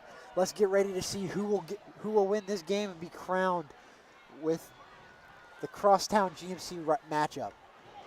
See, not quite sure if that was a handoff or a keeper play, but it was blown up well before we got to see what it was. Mitch Bolden taking down a big hit in the backfield around the 49-yard line of Firebirds territory. So that's a big momentum killer right there. You're looking to keep a consistent drive and just movement down the field. A tackle for loss is the exact opposite of what you need. Not only did you not gain anything, you lost yards. And so now West is in a spot where they are fighting, and they need to get back, and they need to not let that wear down their confidence. So here they come out in a little bit of a gun bunch formation, it seems, with the running back off to the left. It is loud here in Fairfield. Both sidelines on their feet for this electric game. You see the pass, Giovanni Wilson caught, stumbles around the line to gain, not quite sure that he made it. We'll see where they elect to move it. And it looks like the chains are going to be moving, so Giovanni Wilson able to reach for the first down. A big turn of events after Lakota West takes a 2nd and 14 from the sack. This right here, this is what we want. Lakota West not letting the small mistakes wear them down and get in their head. Bolden right here stands in the pocket and watches as both the linebackers pull in looking for that Bolden rush, and as they miss that hook route over the middle of the field, and Bolden hits it. See 1st and 10 from the 36 of Indians territory. Bolden to throw. Has time overthrown, intended for the Notre Dame commit Ben Minnick. You know, Bolden's been playing well, not quite perfect. We do love what we're seeing, but he's got to get those small throws in. Needs to be just about a few feet closer to the receiver. That could have been a big gain, but here we are. Now we're on 2nd and 10. Potentially touchdown there too, hitting an athlete like Ben Minnick in the open field. Very hard to bring a guy like that down. Who knows what would have happened with that play. So now 34 seconds remaining in the 3rd quarter. Fairfield still leads 17-10. The lead right back of where we were coming out of halftime. It was 10-3. Now we have 17-10 after West and Fairfield exchanged touchdown drives. You see 4 receivers out wide for Lakota West. Bolden takes a snap in the gun, back to throw. Nearly picked off the hands of a Fairfield defender. That was number 27, Matthew Humbarger. We've seen his name called quite a few times on defense today, coming up big with the pass breakup right there. Yeah, Bolden with a little bit of a sloppy play right there. He locks in on that receiver, doesn't really progress through his reads, just decides he wants to throw that out a little bit of a corner route, holds his eyes left, and just fires even with the defender too close. And sadly, that pass is broken up. Would have been Humbarger's first interception on the year. Nearly had it, but he dropped it And now we see a 3rd and 10 for the Firebirds. 29 seconds to play in the third. Bolden to throw, has time. Looks across the middle. That is Ben Minnick, complete. Just shy of the line to gain, maybe by about a yard. We'll see. Those chains look like it could be moving, and they are. So they give the first down to Lakota West. From our angle, it looked like Ben Minnick was right at that line. We weren't quite sure if he got it, but those chains say he does. So a big first down for Lakota West is now time ticking down here in the third quarter. An interesting situation here. If West loses, it becomes a 3-way tie for first place in the GMC. Princeton, West, and Fairfield will all have only lost one game. And West has beaten Princeton. Princeton has beaten Fairfield, and that would mean Fairfield has beaten West, which would mean the GMC title would be split 3 ways, barring an upset.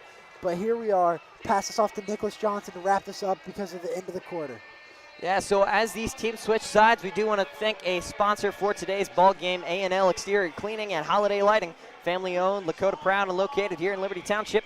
Call 513-255-5121 for all of your exterior cleaning and holiday lighting needs. That is 513-255-5121. As we are about to get underway in the fourth quarter, stick with us. We got a lot of action to go.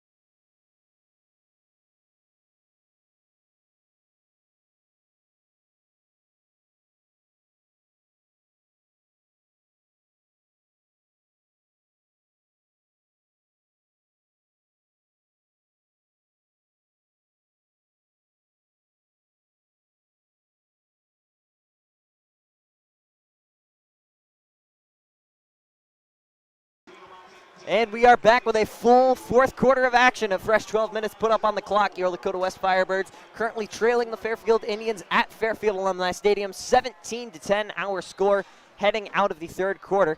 So we flip sides of the field. Lakota West with a 1st and 10 from the Indians' 25-yard line to get us started. See Bolden, the only man in the backfield, gets a quick pass off. That's Ben Minnick falling down at the 20-yard line with that ball. Gain of about 4 on the play. Right there. That's just a textbook play, trying to get that quick out to your receiver to get a quick gain. See Lakota West working pretty quickly, not quite no huddle. See Bolden now up at his offensive line. He's going to drop back. So we have 4 receivers out towards that Fairfield sideline, 1 up top. So we see Giovanni Wilson in that number 4 uniform, usually Trent Lloyd. He is not playing today. And Bolden gets to go deep for Giovanni, and it's caught! Lakota West touchdown! A play to turn the tides at Fairfield Alumni Stadium as we are a Tyler Bond sweep of the left leg away from being tied once again. 17-all, 11-17 to play in the fourth quarter. What an electric quarter. Right there you see Mitch Bolden line up. He has his receiver go out in motion on this wheel route, and Bolden knows he's going to win it. That's what you want. You want confidence in your receivers, and Bolden drops a dime deep right to his running back, and he calls that a touchdown to tie this game up at 17, barring a Bond extra point. And that kick is up and good. Was there ever any doubt? Tyler Bond only missing 1 extra point. That was on a bad snap in the St. X game. Was a very crucial extra point, but he's clearly bounced back as he continues to stay consistent all year. But Grant, we have seen this Lakota West team come out of the locker room very much more momentum than we saw from them in the first half. What do you think we're going to see from them on defense trying to keep this game tied where it is right now? I think they're gonna play a lot to that rushing attack from Talon Fisher. Fisher's great with his legs, and we all know what he can do. And so I see them playing with 3 linebackers or at least a safety pulled in. They want to wrap up Talon Fisher and make sure he can't get out wide and move quickly. And so they're going to be playing to that, and expect them not to be playing towards that deep ball. Expect them not to be playing to Jordan anymore because they are looking to wrap up Talon. If they can do that, I think they might be able to wrap up this game. So we see Mitch Bolden, that beautiful touchdown pass, able to find Giovanni Wilson. And now with a 17-all score, 11-17 on the clock here in the fourth quarter. See Tyler Bond able to boot this one away. Brand new ball game here at the start of the fourth quarter. Taking around the 1 or 2 yard line on the return for Fairfield. That's number 4, Kieran Love, brought down just shy of the 20-yard line of Indians territory. We'll see a 1st and 10. I believe that was Davion McCoy who just threw a man. That was quite the pancake. Would love to go back and see that again. Sadly, we do not have our replays up and running this week. We hope to have them coming soon. But on the right side of the screen, Davion McCoy threw a Fairfield blocker. It was quite the block, but here we come out. Round about the 20. It looks like it's going to be the 19 for Fairfield to start their drive. Yeah, one of the favorites up here in the booth every week. We love ourselves some Davion McCoy, and he keeps playing very well with what opportunities he is given by Coach Bolden and this Lakota West coaching staff. Well, you see Talon Fisher in the Fairfield offense. 1st and 10 from the 19-yard line. Fakes the handoff. Looks to throw deep. Finds his man. That is caught. He's going to have it all the way down to the 40-yard line and pass. That's Juicer Svatiki on the catch. Had 29 carries for 110 yards, 6 receptions for 97 through the air. We have not seen him called very much here today, but a very big play, a much-needed change in momentum if you are this Fairfield Indians offense. Yeah, right there was exactly what I thought was going to happen. Lakota West is playing for that Talon Fisher run, and they brought that safety in, and so that they did not have that deep ball covered. And right there, it came back to haunt them, and Talon capitalized. So after the big play from this Fairfield offense, 37-yard line now of the Firebirds, we see Jordan Bell's out! Recovered by Jacob Asbeck. He fell on it. Do they have it? The refs say they do. It's recovered by West! A big turn of momentum. That ball got punched out. I'm not quite sure what number that was, but Jacob Asbeck right there to fall on the ball. A big turnover, the first and only turnover for Lakota West. So right here you see Talon get the ball. He snaps it, gives the handoff, but they get in there. They knock that ball out. It looks like it's going to be Ben Minnick with the punch out. Peanut punch, as some people call it, as Patrick Peterson used to do. And so then ball comes flying out, and Jacob Asbeck launches on it, and now West has the momentum. And here we go. Ready for the West office to come back. We want to thank all 601 viewers. So we'll see 10:36 on the clock. It is Lakota West football after the big fumble recovery by Jacob Asbeck, one of the leading defensive players, not only on this team, but in the GMC as well. See Bolden, the handoff. That is Giovanni Wilson. He's going to fight to the 45-yard line of Firebirds territory. Gets about half of the chains. That right there was nasty by Giovanni Wilson. He took a cutback against the grain, and he took it, and he moved, and then pulled one of the nastiest moves we've seen tonight. He did a step-back fade, almost like he was in the NBA ready to shoot a three, and had that Fairfield defender stumbling and tumbling around while he made a gain. Dorian Soriano on the tackle. He entered today with 31 tackles, able to bring down Giovanni right there. We do want to note once again, Giovanni is wearing the number 4. He's typically 26, and Trent Lloyd is number 4. We have not seen Trent Lloyd today. We'll try and get you an update as we have it. But we do once again see Giovanni Wilson on the carry, coming across the middle there. Cuts it back inside that offensive line. Looks like he got right back to the line of scrimmage, maybe about a yard out of it.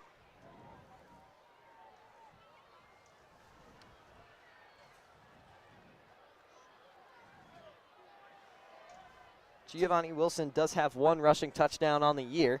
You've seen quite a bit out of him here tonight.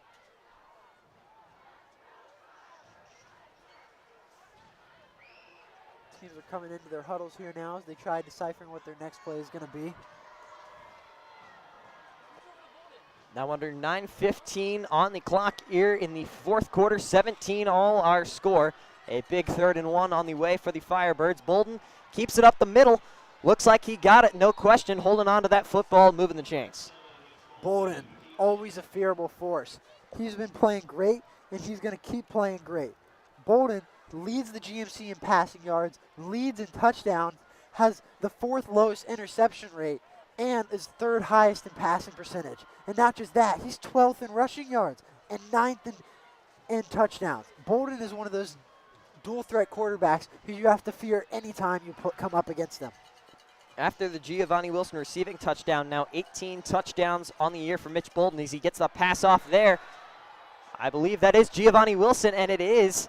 If they call it a catch in bounds that will move the chains, and they're going to say he did have a foot in, so the chains do move. A big first down for the Firebirds. That was Brennan Remy there on the grab. He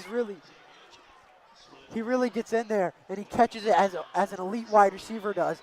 He gets in, gets his toes tapped in on the sideline, gets two hands around the ball, and just locks in and makes the big grab.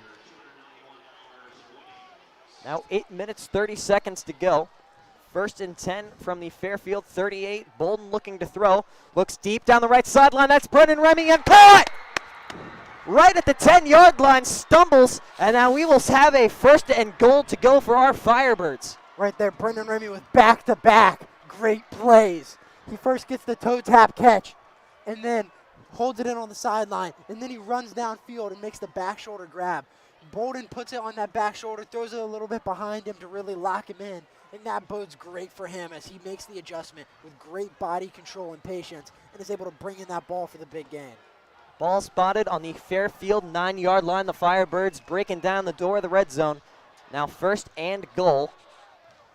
Bolden Gonzalez, that dynamic duo in the backfield. See a throw across the middle to Brennan Remy, hauled in. Hit with force, brought down at the 3-yard line. So there we are, 3 catches in a row for Remy. He leads this league in not just yards but touchdowns, and he's going to keep on showing why. Remy is electric and Remy is terrifying. Defenses fear him and his offense respects him, and he's proven why tonight. Kieran Love with a big hit on Brennan Remy at the 3-yard line. Now Lakota West even closer to that goal line, looking to punch one in and take their first lead of the ball game. They've been trailing or tied all game long thus far. We are now under 8 minutes to play here in the 4th quarter. Now would be the best time for this Firebirds team to step up and take that lead. See a snap taken by Bolden. Keeper up the middle. Does he push for it? Looks like a touchdown. It's single. Touchdown! Lakota West! Mitch Bolden punches it across the goal line. Chalk it up. 6 more for the Firebirds. The PAT on the way from Tyler Bond. Once again, Bolden has realized that all he has to do is start barreling through. Bolden gets the snap. It's a designed QB run. They say, why bother with the option? They can know who's taking the ball, and they're going to run it through. There is an injured player on the field. We'll get more information when we have on that. But Bolden right there just puts his shoulder down, uses his momentum, and barrels through. And now he's over there on the Red Sea hyping them up. Yeah, an absolutely incredible play. We saw first that turnover, the fumble, punched out and recovered by Jacob Asbeck. That really turned momentum already, and now Lakota West able to take it all the way down to the end zone, punch it in. They have their first lead of the ball game, now currently 23-17. Barring a PAT, I mean, this game so far, West seems to hold all the momentum. It's been going well for West. This is what they wanted. Looks like that injured player is going to walk himself off the field, that injured player for Fairfield, and we are glad to see that. Our number one priority in all of these games is not just to have fun, but to be safe. And so we love to see that it works out well. And here we come with Tyler Bond to kick the PAT. 23-17, the left leg of the southpaw kicker, looking to make it a 7-point ball game. The snap is good, the hold kick is up, and as always, Tyler Bond gonna nail it. So 24-17, our new score at Fairfield Alumni Stadium. We're gonna take a quick break. We'll be right back. A lot more action on the way.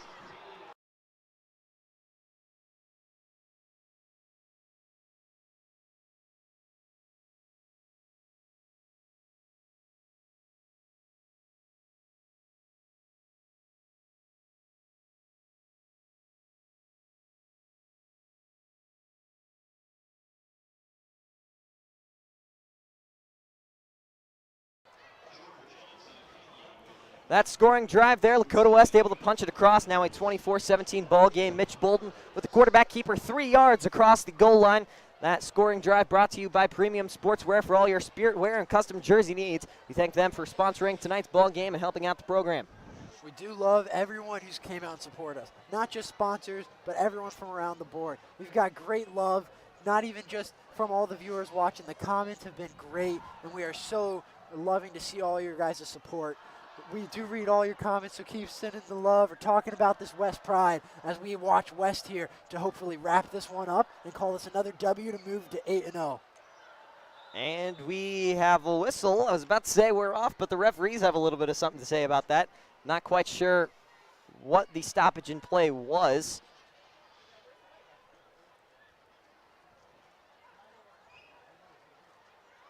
seem to be talking it over with Tyler Bond. Not quite sure what's going on.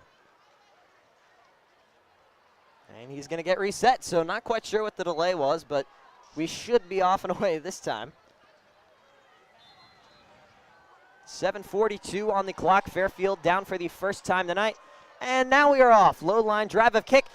Muffed by Fairfield. Scooped up at the 5-yard line. They're going to take it to the 15, maybe across the 15 to the 16-yard line. We'll see 1st and 10 for Fairfield, backed up inside their own 20. Fairfield did originally muff that, but that looked to be a problem right there with the secondary man, too, to back him up. That secondary man, the ball came to him. He looked like a deer in headlights. He just got the ball, and he looked around, didn't know what to do, and almost walked his way up 5 yards. And then he got brought down easy for a stop. And now inside the 5-yard, well, inside the 20-yard line, right about the 15, not the 5. And we're going to come out here with a good position and starting ground for Lakota West. 1st and 10, ball officially on the 16. They did say he pushed a little bit more. Fairfield looking to get that momentum back and going in their favor. Lakota West has stolen all of that energy from them, not just in the 4th quarter, but we saw things kind of turning in the 3rd quarter as well. Lakota West scoring on most of their drives here since the half. There was that one turnover, but since then, not much major in the way of defense put up by Fairfield. See the keeper from Talon Fisher running out to the left side. He finds a hole, barely dragged down. That was Ben Minnick able to wrap him up by the waist. That will be a 1st down, but Ben Minnick able to negate anything major. Right there, Ben Minnick coming in with a great secondary. He's really good at wrapping up and keeping this down to a mitigated offense. 7:20 and counting on the clock. It keeps running on the play inbounds. That time going to be precious, not just for Fairfield, but really for both sides. We don't know how the ending of this game going to play out. See Talon take the snap, hand off Jordan Jackson to the left side. We do see a flag thrown in the backfield, but Jordan Jackson able to work it past the 50-yard line. Finally brought back. That's the linebacker Micah Markley on the tackle. We'll see if that play ends up getting called back. Looks like, I think that was a holding there against Fairfield. Yes, it was. Looked to be against Malik Hartford, who had a clear line to tackle. And he was just being all wrapped up and bear hugged, pulling back over and over. But now there's an injured Fairfield player. And so we're going to not obviously send you to that, but I'm going to pass it off to my partner, Nick, here. Yeah, I do believe that is Ray Connie. We have heard his name called on quite a few tackles here today. A very big player on that Fairfield defense. He is moving around a little bit. He is still on the ground. It does look to be a knee injury. But that would be a big blow for the Fairfield defense, especially in a game this close against Lakota West. Yeah, Lakota West is a powerhouse. Ranked 2nd, obviously, as you see on the scoreboard. You've heard from us. Only person ahead of them is Big Mo Moeller. If you have a chance to beat West or beat Moeller, you know you're having a good day, and you want to capitalize. But sadly, right there for Fairfield, they're going to lose that player. Hopefully he does get up safely, but as of now, it appears he's going to have to come out of the game. Yeah, he is able to stumble off of the field. He was mainly on his own weight, a little bit of help from coaching staff, but it doesn't appear to be too major. But our thoughts are with him, as always, in high school sports. Player safety is the #1 priority. We do want to remind all of you of that. But we are right back to the action. It'll be 1st and 18 off of the holding penalty. So a redo on 1st down, this time backed up just a little bit more. Jordan Jackson with a big handoff last time. This time it'll be Talon Fisher looking to throw deep. That's Josh Fussell in coverage. Overthrown by Talon Fisher. No flags. Fairfield wants the PI call, and they are not going to get it. Beautiful coverage by the Northwestern commit Josh Fussell, forcing a 2nd down and now 18. Right there on that go route down the right side of the field that Talon locked in on. It seemed like the receiver was holding his hand to Josh Fussell, almost as if trying to stage a pass interference call, because at least from our angle, we can't see Josh at all holding because both arms are down running. That receiver's just holding his hand on his chest, like pretending that his arm's held. Luckily, the refs are looking at it like, this isn't acting class. This is football, and no flags are thrown. We'll see Talon Fisher, the handoff now. Jordan Jackson, he's been a powerhouse all day. Lakota West able to stop him there, about 2 yards on the carry. We'll see a 3rd and a country mile coming up for Fairfield. This is a big point that could turn. These linebackers just locked up that rush and were able to swallow it up before it got anywhere. Micah Markley got in there fast, that sophomore linebacker. And now if Lakota West can stop Fairfield right here, they have a chance to put this at 2 scores. And if they get up 2 scores with only less than 6 minutes left, you could almost call this one wrapped up. Hey, I hate to speak a little bit too early. We've had some close competition here. Lakota West is leading for the first time today. It's a 7-point, 24-17 lead. Talon Fisher looking to throw. He's going to evade towards that Fairfield sideline. He's pushing now for the first down. Finally brought down. That was Ben Minnick, one of those guys in on the tackle. And I do believe they're going to give him that first down. And that ball will be spotted right at that line to gain, and the chains start moving. So a 1st and 10 off a 3rd and 14. Talon Fisher once again flashing the speed there.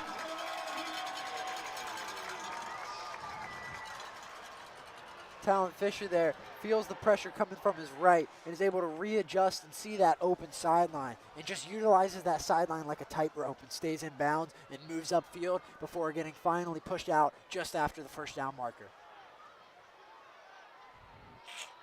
So we'll see Fairfield come out here. Talon Fisher, the only man in the backfield. Jordan Jackson cuts across, fakes the jet sweep handoff. Talon Fisher to the Fairfield sideline, shoved out of bounds at the 44-yard line. Gain of about 5 or 6 on the carry. Talon Fisher is a quarterback who can carry an offense by himself. He's something quite incredible, and we keep seeing it over and over tonight. His ability to rush and have that vision a ball carrier needs to identify the weaknesses in that defense is quite remarkable for a high school quarterback, and it's exciting to see what he'll do in his collegiate years. 2nd and 4, so they call it a gain of 6 on the play. Ball spotted at the Fairfield Indians' 45-yard line. 5 minutes, 40 seconds to play in the ball game. Fisher and Jackson, the men in the backfield. It'll be a handoff. Jordan stuffed right at the defensive line. They've been a brick wall practically all half, looking to contain that run game of Jordan Jackson, who showed flashes of greatness in the first half. That right there was Ben Minnick getting in there on the tackle. Minnick is quite honestly a force on this offense who is able to keep collecting and keep racking up those tackles. He's had a bunch of big plays this season, and this game has been a big player overall. We just love to see him coming out, especially with all of our Notre Dame support in this community. We love to see him balling out. 3rd and 3, a big 3rd down for this Fairfield offense, and even bigger 3rd down for the Fairfield defense. See Jordan Jackson with the rush. He's going to try and push for the line to gain. Did he get it? It looked like West might have stopped him short. It would be 4th and very short if they call it a 4th down. Not quite sure where they're going to put it. And the refs throw up that closed fist, so we will see it'll be a 4th down. I don't even want to call it a yard. Looks like, once again, inches. Right here, this is a situation where you always go for it. Not just because of time, but you're just outside of punt range and just outside of field goal range. With less than a yard here, we all know what's going to happen. Talon Fisher has this ball, and his legs are going to try carrying him. Now let's see what happens.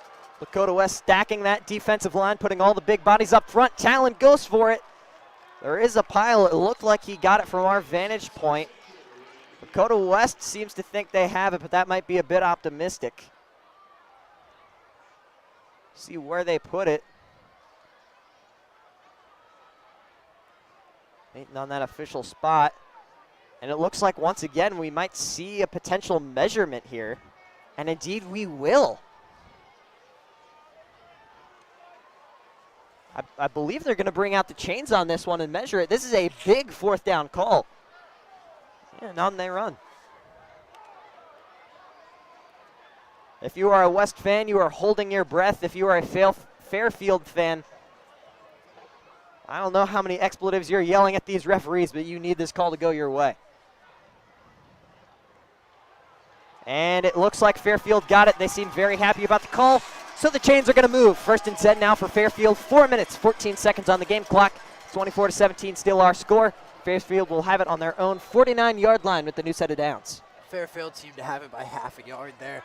Unfortunate turn of events, but you hate to see that. And so right there, quite funny though, Bolden looking at it back and forth, tilting his head. Doesn't seem like it's going to go his way though. See Talon Fisher, handoff, Jordan Jackson to the right side, wrapped up. One of those guys in there, Tabron Benny Powell. He's had a couple of big plays in tonight's ball game. He helps out big on the tackle there, along with a guy like Mike Brankamp, a big part of that linebacker core. Yeah, he's quite a leader. He knows this defense. He's got it in. He's the one who identifies that offense and knows how to set. But also behind that, he's leading this team in tackles, and he's closing in on leading the GMC in tackles. Quite a special kid, and you know offers are going to come in soon for him. He's already got quite a few schools looking at him, and it can only go up from here. 3 minutes, 21 seconds. Fisher back to pass, looks deep down the field. Beautiful coverage from Josh Fussell, no yellow on the field. So a beautiful pass breakup for Lakota West. The Northwestern commit getting it done, and now we will see a 3rd and 9 for this Fairfield Indians defense or offense. Josh Fussell is producing. He's been called on tonight to act. For some reason, Fairfield has decided he's the weakness in this defensive back core, and so they keep throwing it at him, but it's not going to work as he keeps locking them up all day. Quickly, though, I would like to thank you all because now we are over 700 concurrent viewers right now. 710 people watching. We love all of you as we are closing in also on 3,000 total viewers on the night. 3:15, Talon Fisher.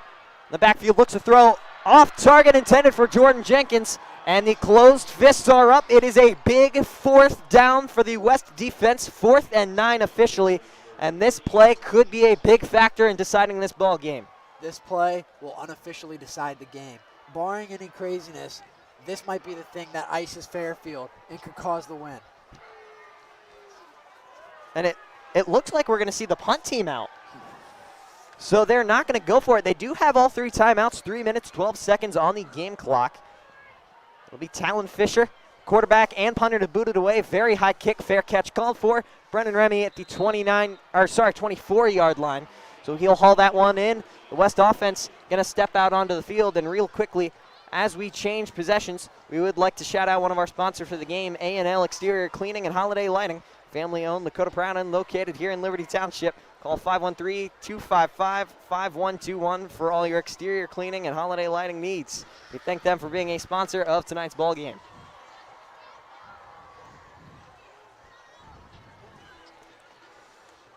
West coming out set, now in a good position. A little bit surprised they didn't go for it there, especially with how small the clock is and the problems we've been seeing. See a handoff that is Junior Gonzalez able to take it up the middle, nearly to that 1st down marker. We'll see where they spot him officially. We want to apologize for what just happened. We once again were set up outside due to the large media coverage of this game. And what basically happened was there was a nice little rush there for West. We are sorry for the man who blocked the frame, but we are now good, and we're coming up around a 2nd and 2 for Lakota West. 2 minutes, 36 seconds on the game clock, 2nd and 2 officially. Ball spotted at the Firebirds' 33-yard line, a big down on the way. If Lakota West can pick it up, possibilities are endless for this offense to put the game to bed. See Bolden going to keep it, run towards that Fairfield sideline, lower the shoulder, and it looks like he got that 1st down. Right there, you would hope to see Bolden to start thinking the other way, because right there he's leading with his right shoulder. When you're leading with your right shoulder, you risk injuring your throwing arm. He needs to be leading with his left going forward, but great play. As you see by his stats, he knows what he's doing. He's that dual threat quarterback that everyone fears, and he's feared for a good reason.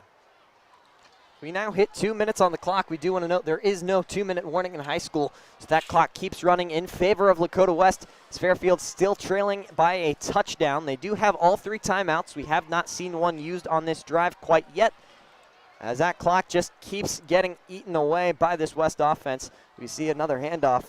It's Junior Gonzalez able to get about a yard, brought down by multiple Fairfield Indians. Right now, I'm still thinking about that interesting decision for Fairfield to punt it, because with their super high punt, they basically got the yardage that they were at. They only gained about 15 yards from punting it, and now West is just icing that clock, chewing it down slowly by the second, and really killing these Fairfield aspirations. But here we are with the Fairfield timeout trying to stop West from doing that. And so now with Fairfield's 1 timeout gone, all West really needs to do is get a 1st down, and this game's going towards being over. Now you do love to see it. The way this game started, it was all Fairfield from the get-go. Lakota West, they've always been a second-half team, and we've seen that to a T here tonight at Fairfield Alumni Stadium. Lakota West able to pull away with it here, but the game is not put to bed yet. As we do see they do need this first down. It'll be spotted 2nd and 8 from the 38-yard line of the Firebirds' own territory. 1 minute 38 seconds is a lot of time in football talk. Could take 2 hours at some points, but we'll see what it does for Fairfield in this ball game. It'll be Mitch with the keeper. Fights his way across the 40. An offensive line able to give him a little bit of an extra push as we hit 1:31 on the clock, and a timeout will be called by Fairfield. They now have 1 remaining, and Lakota West getting ever closer to that first down marker. Right there, Lakota West just keeping it on the ground to keep this clock running. And if they get this first down, right there, that's all you need. If that first down goes across, they have enough on downs to just really need this one out. And it'll be going down as a big old W for Lakota West with that Firebird reigning high over Fairfield. So we see both teams in their huddle, a very big play on the way. It'll officially be 3rd and 4. It looked like Mitch Bolden might have got a little bit of extra yardage on that push, but a bit of a generous spot for these Fairfield Indians. So 4 yards to go. Lakota West looking to put this one to put this one to rest. 1 minute 31 seconds. We did say that is a lot of time, but if Lakota West picks up this first down, it does seem like this game will be over from Fairfield Alumni Field. And that student section is loud as it's ever been, even though they are trailing by a touchdown currently. Teams are coming out. They're discussing what they need. It looks like here we go. 3rd and 4. If they get the first down, this game's over. If they miss it, Fairfield has a chance to come back and tie this game up and force our first overtime here for Lakota West. Will we see it happen? Here we go. Bolden and Gonzalez in the backfield. It'll be a handoff to Gonzalez, loss of yards. Looked like he lost a good 4 or 5 there, so a forced 4th down. And Fairfield going to be getting the ball back. They have 1 timeout left. Will they elect to take it and stop the clock here? It looks like they do with 1 minute 26 seconds left. So they will get the ball back. No timeouts, 1 minute 26 to march downfield and put one in the end zone. This right here is what kids dream of. Fairfield, it's their homecoming night. This is their big game. They're against the number 2 team in Ohio.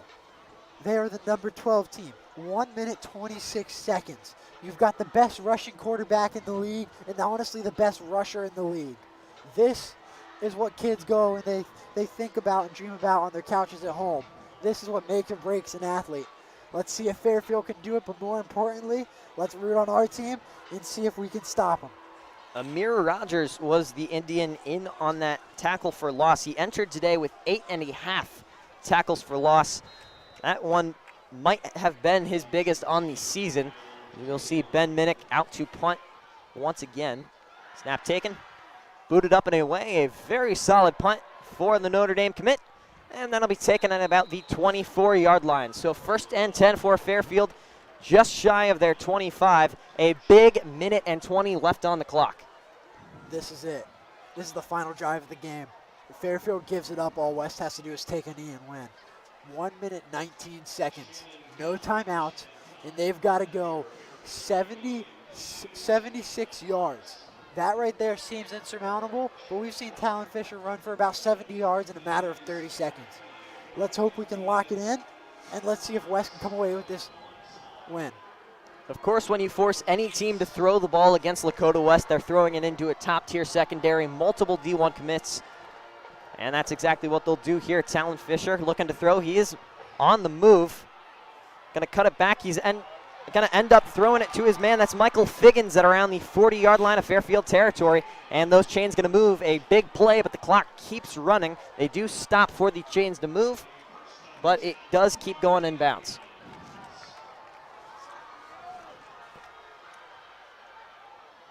So we see Talon Fisher back to throw under pressure. It was Elijah Davis getting in the backfield. And Talon Fisher going to step out of bounds, take one, and get out of there. Ooh. We would like to note that since this is high school football, you do not have to be touched to be down. That's what happened on that last play when his knee hit the ground. But right there, that was something really cool from Talon Fisher. He has patience, which is quite an incredible skill from a quarterback. He locks in, waits, he sees the pressure come. He rolls out left, sees he can run left. but he doesn't find it. And so then he stops, rearranges, realizes he can make a play, looks right, and then throws it cross-body across the field and makes a great throw to pick up a bunch of yards. Sadly for Fairfield Indians, the player falls on his knees, and it's going to go down. But now here we are, 53 seconds left, no timeouts, 60 yards to go.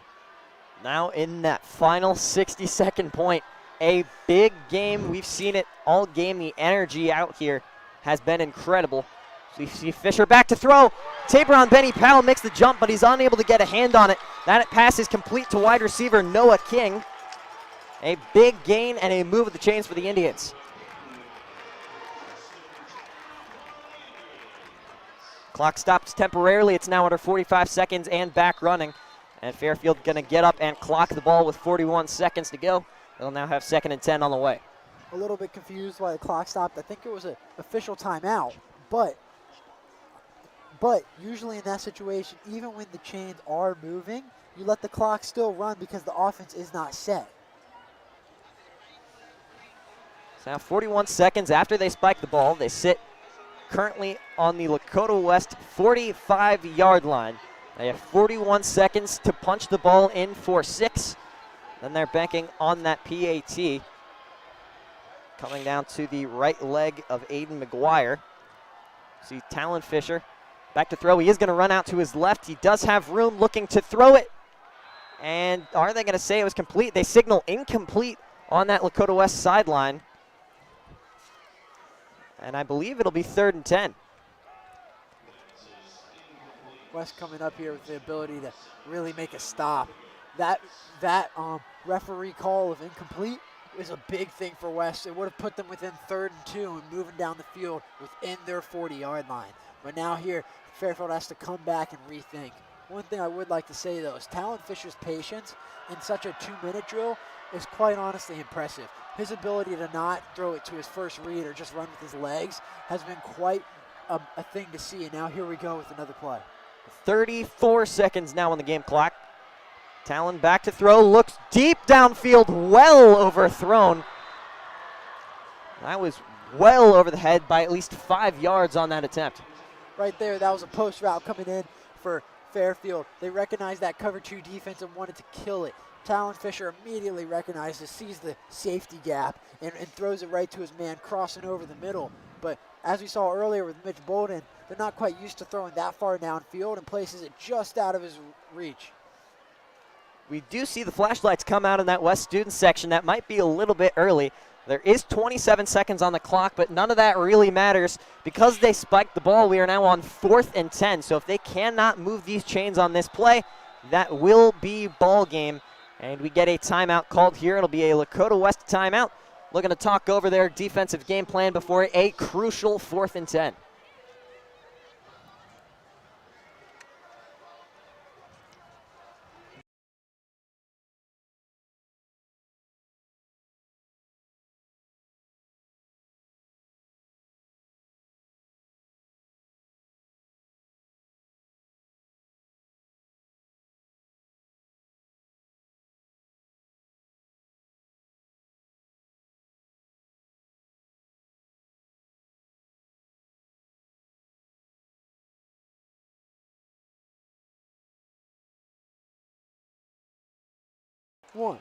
And we are back. Lakota West going to play defense to a big 4th and 10, 27 seconds on the clock.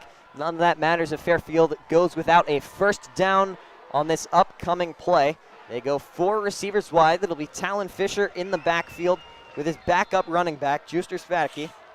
He'll be lined up to Talon's left. See, sort of low snap. Talon gonna run with it up the middle. Micah Markley chasing after. Talon's got the first. He's got more. He's gonna step out of bounds. He's in the red zone's late hit there, and the yellow flags come out. No doubt about it. That is gonna be a late hit penalty on Lakota West. 19 seconds in this ball game, and things just got real if you're Fairfield. That right there. What they were trying to do is isolate Talon Fisher. He's the only player driving this offense. And right there, he recognizes, sees the field open. He's brought the linebackers in with his eyes downfield, thinking the linebackers were tricked. And he runs downfield, hogs the sideline. But West tries getting a little sneaky there, leading with a shoulder. But Talon gets out of bounds, and that's going to be an obvious foul. Yeah, it was a very late hit, and that'll move Fairfield even closer to that end zone than they already were after the big quarterback keeper from Talon Fisher. Absolutely incredible play, keeping his composure. You've been talking about it all night, especially this drive. His patience in the pocket has been incredible all night, and he flashed it right there. Talon, just an incredible athlete. He's really developed. Last year, he threw almost double the interceptions he had as touchdowns, but over this summer, something clicked, and he's ready and he's locked in for the biggest moment of his football career right now. But it looks like there's a backup quarterback in with Talon injured after that late hit, it appears. That is number 4, Kieran Love. It'll be first and goal from the 10-yard line. Kieran looks for the end zone. It's caught! Fairfield with a touchdown. And they're a PAT away from tying up this ball game. 15 seconds on the game clock. And what a play we just witnessed from the backup quarterback. So here we go. We got the backup quarterback in. This shows some real confidence. He looks in, knows his fade route coming to the left side, notices the one-on-one, chucks it up. His receiver gets out, goes over, and he gets the reception. And now here we go. Fairfield looking to score an extra point to tie it up with 13 seconds left.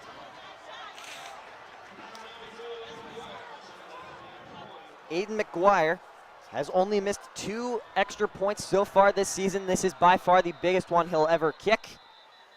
And we do get a timeout. Lakota West looking to ice Aiden McGuire on the point after. They currently lead 24-23. This 1 point decides the ball game. Yes. What's also interesting is Fairfield could go for 2 to decide the ball game the other way. But obviously, I don't think they're going to do that, especially with the backup quarterback in. If Talon was in the game, they would feel comfortable and think about going for it, because Talon's got some great stuff with his legs, but you don't want to do that, especially with the QB who, although he just proved to make an amazing play, one that's got this crowd raging, you don't want to put that much pressure on him. That's because you still don't know exactly what he's ready for. I mean, hey, you always got to be on the lookout for that fake field goal. You never know what they could be thinking. Yeah. Also, quickly before this next play happens, we want to note and thank everyone for breaking us now into 810 viewers. And it looks like they will be going for that extra point. We did see Talon Fisher run out. He will be the holder. Looked for a second like they were going for 2. And the kick is up, and it is good. Fairfield, as loud as they have ever been, but the Firebirds still with 15 seconds on the game clock. Brand new ball game here late in the 4th quarter. We'll be right back in a few. Stay with us for an exciting finish.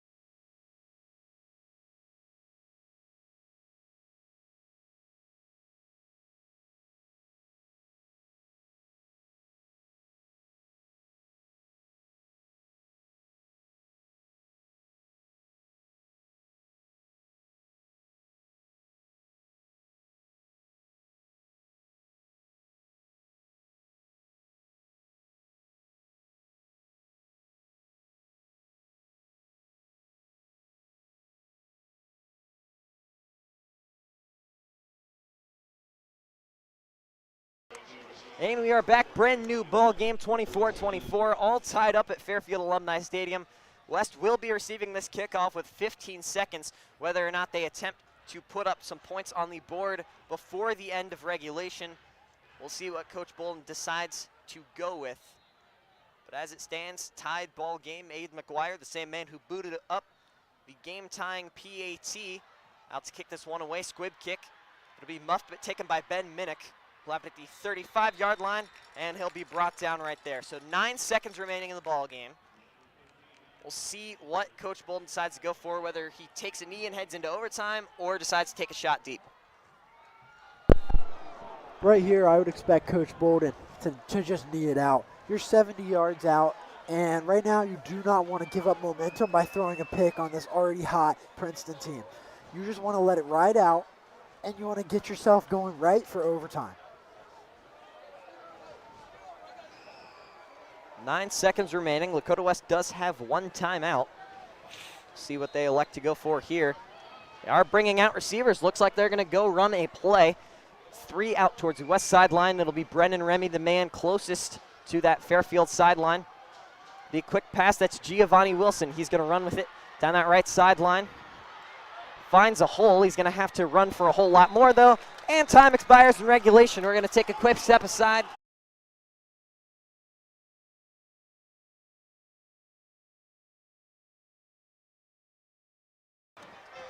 And we are back. We are sorry for the temporary disconnection there. Once again, we are working with a very tight setup here at Fairfield. We do apologize, but we are back, and it looks like we are going to have some free football overtime being played here from Fairfield Alumni Stadium. So what happened while you were gone is the refs just talked about the time, and it ended up that West did not call the timeout in time. And so there was no play. You guys missed nothing. Thank you for sticking with us. But we would now like to go over the overtime rules currently. So how high school overtime works is basically a period of play will be added, a time allotted. It is not like NFL where if you score a touchdown, you win. It's just whoever has more points when the time runs out on that period of play allotted wins. And more periods of play will continually be added until someone is crowned the victor. There is no tie in high school football. We will keep on going until someone has the score that wins this game. So we are currently all tied up at 24, but the scoreboard might as well read 0-0. Both teams fresh start. Momentum's been shifting back and forth all second half, especially in that packed fourth quarter. But we will see a brand new ball game essentially being played here from Fairfield. Both student sections, they've had their moments, quiet, loud. Both teams, they've had their moments on offense and defense as far as momentum goes, turnovers, touchdowns. You couldn't have asked for a better football game, especially for a big GMC showdown. And it'll be Lakota West starting with the ball on the Fairfield 20. See Bolden, look deep for the end zone. Off the hand, there is a flag down. Will they call that pass interference? Not quite sure what else they'd throw that flag for. That pass intended for Ben Minnick inside the 5-yard line.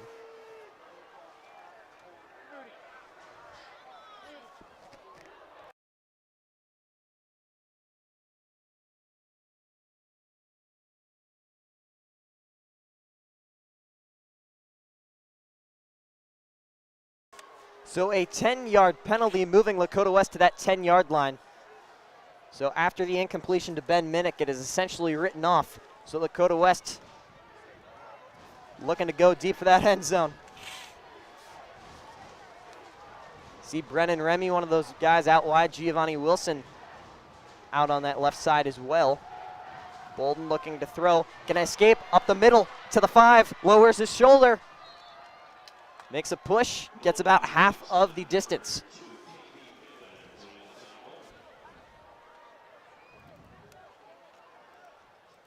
That was KV Bivens, the leader in total tackles for this Fairfield Indians team.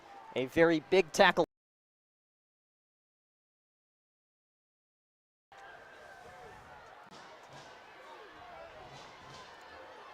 The stadium about as loud as I think it's been all night long, as Lakota West looking to punch this one in. 2nd and 5 from the 5. Bolden scrambles under pressure, looks deep, overthrown. That was intended for Ben Minnick, just a little bit high on the throw for Bolden, and we'll see a 3rd down and 5. Here comes up another big play. You gotta hope West punches this in. Also, it appears that the overtime rules that we might have stated might have changed since when we have seen them. We were looking at a rule book that was how it worked last year, but now it appears that it is closer to college overtime, where it's just they started around the 15. We apologize for that, but here we go. 3rd and 5, a big 3rd and 5 at that. Bolden and Gonzalez lining up in the backfield. Bolden has time to throw, throws across the middle. Ben Minnick incomplete, penalty flag on the field. It looks like that is going to be called DPI by the looks of it. Fairfield raining down boos on the Zebras, but that flag thrown almost instantaneously. So the reason Mitch Bolden threw it there, even though he was completely covered, is the cornerback had the receiver just bear hugged. He just had him in, and he was wrapped up all around him. And so oftentimes, quarterbacks, will throw it at that play to make sure the refs see it, and they can make sure that they get the call. And so Mitch right there notices it, chucks it right at the foul, and the refs go, oh, that might be a penalty. And so they throw the flags, and now West is going to get a first down. Penalty enforced half the distance to the goal. They stood on the 5-yard line. They now have first and goal from the 2.5-yard line. So not only do they move closer, but they get a new set of downs. Very big for this West offense. Bolden takes a snap. He's going to keep it up the middle. The offensive line pushes him. Where are they going to call that? It didn't quite look like he crossed the goal line. Looked like he maybe got down to the half-yard line before that play whistled dead. Lakota West going to line up and go for it here very quickly. Mitch Bolden under center, and Fairfield jumps. That is a neutral zone infraction if I have ever seen one. Very blatant jump right at the center. And as if West can get any closer, half the distance on half a yard. So West, I guess that could help out, but not doing much there for Lakota West. It'll be second and goal from about a quarter of a yard now. And we see yet another offside penalty from Fairfield. So back-to-back flags, but exactly how much closer can you get to the goal line at this point? They might as well put an index card out and line it up. And we do want to note that we get a timeout called. I do believe it is a Fairfield timeout. So we will see both teams break into their huddles. Now, Grant, I got to ask, one of the biggest plays that we've seen all year on the way, from the goal line, who are you getting this ball to? Who am I getting this ball to? Mitch Bolden. You would put it to nobody else. He's just a freight train when he gets the ball. You want to just let him have that keeper. You want to probably roll out right because they're going to line those nose tackles, get in, get those linebackers lined up on that center of the ball. And so I expect him to either roll left or right, probably to the right, so the ball is facing away from the defender. And so I expect them to see a Bolden rush to the right side of the field, hoping to just punch through and call this one a win. Second down right on that goal line. Bolden under center, Gonzalez the man behind him in the backfield. We do see a jump, and there goes the flag. So another neutral zone infraction. At this point, it doesn't really matter. They're just trying to jump that snap. West can't exactly move any closer. Yeah, at this point, it's just a Fairfield tactic, just trying to jump that line and just get the good move on the ball because the ball's not going anywhere. Might as well just have the center reach it across. For real this time. Bolden takes a snap. The ball is out. Who scooped it? They signal touchdown. They signaled Lakota West and recovered it in the end zone. It was a forward fumble. And the points have been put up on the scoreboard here. I do believe we just saw Lakota West touchdown. Yes, we did. Mitch Bolden gets down, gets low, and although that ball pops out, like I said, he's going to that right side trying to hold it away from the defender because he wants it in his best possible of a way so that he has the chance of getting it. But sadly, it still does come out, but his awareness of the play and what's happening allows him to jump on top of that ball before it becomes anything. The way this ball game could have changed if Fairfield dove on top of that football, but instead it will be 6 points for Lakota West. Tyler Bond boots it up and away, so a 7-point lead for Lakota West, and now the Fairfield Indians going to take their crack at overtime. We'll see what they can do, trying to bring this ball game back to a tie. If not, Lakota West able to run away with this one. Yeah, it's all going to come down to this. It's going to come down to Fairfield now trying their shot. Yes, we would like to confirm it is like college overtime. They have changed the rules since last year on where it was just whoever got it back and forth. But we would like to note that we are closing out on crossing 1,000 people watching live, and we are just blessed to have everyone here supporting us. We love all of you guys, and we are so thankful. Now let's watch West close this one out. Yeah, as always, bringing you the coverage of these football games we do every Friday up here in the booth. Nick Johnson and Grant Hageman up here bringing you the play-by-play along with our wonderful producer, Dimitri Fizik. Sticking it out with us every week, Alyssa Wise, Zach Bryant, and also Lucas Moody on the camera for tonight's ball game. And we'll see Fairfield line up at that 20-yard line. See Talon Fisher keeping the ball tripped up right at that 12-yard line.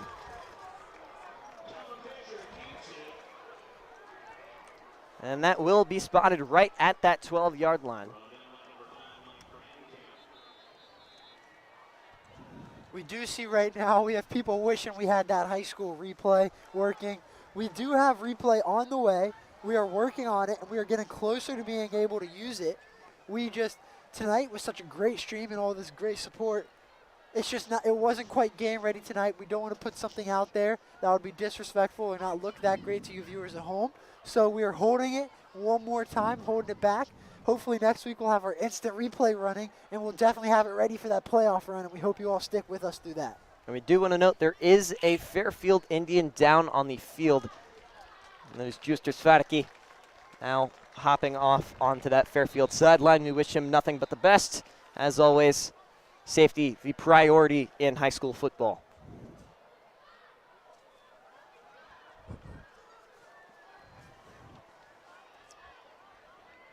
We do appreciate all the support that we've received in our live chat throughout the broadcast here tonight. But we have a big 2nd and 1 on the way. Fairfield from the about 11.5-yard line. It'll be Talon Fisher, snaps it, handoff. That's Jordan Jackson tripped up, but he's going to make it inside the 10. A big hit there from Lakota West, and there is a Firebird a bit shaken up. That was Malik Hartford on the big hit, but he was able to get up and carry himself away.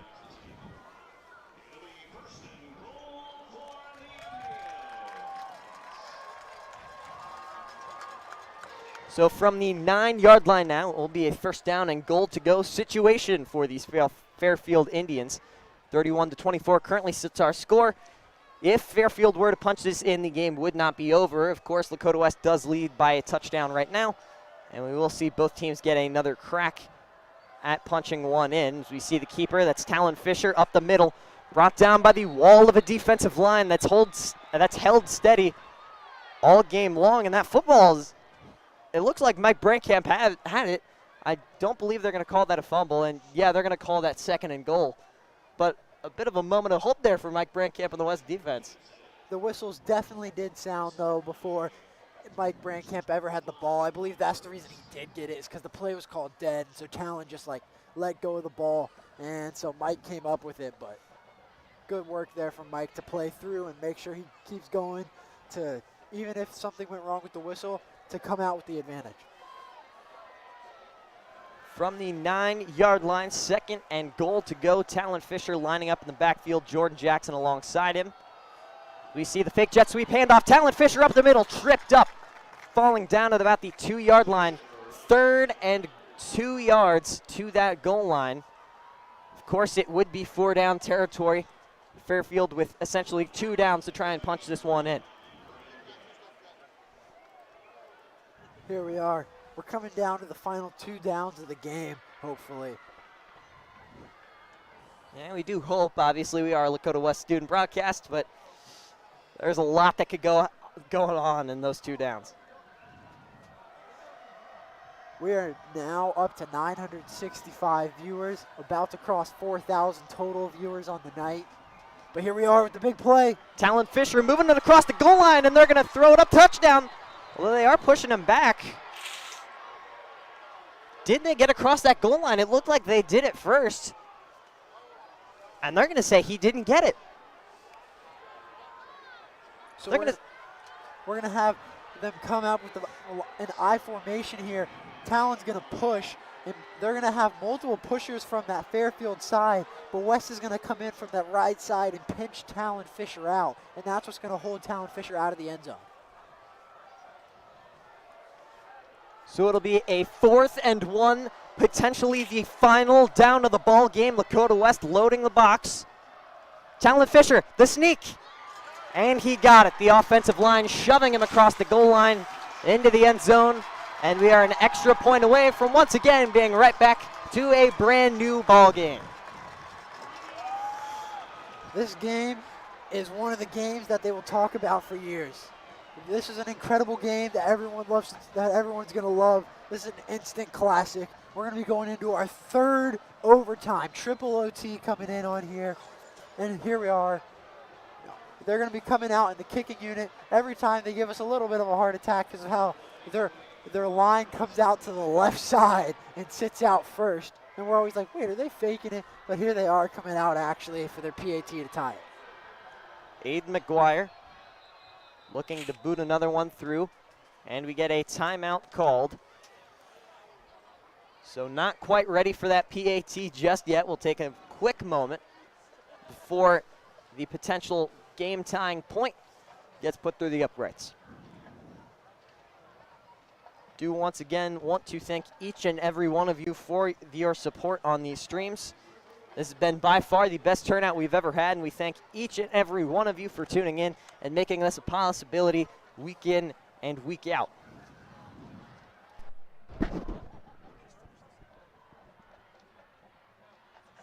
See Lakota West breaking their huddle, and now so does Fairfield.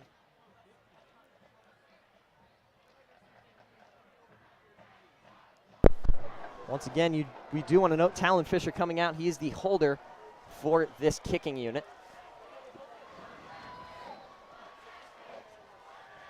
If you're a West fan, you're praying for a miss. If you're Fairfield, your life riding on this kick, and it is good. Brand new ball game once again, 31-31 from Fairfield Alumni Stadium.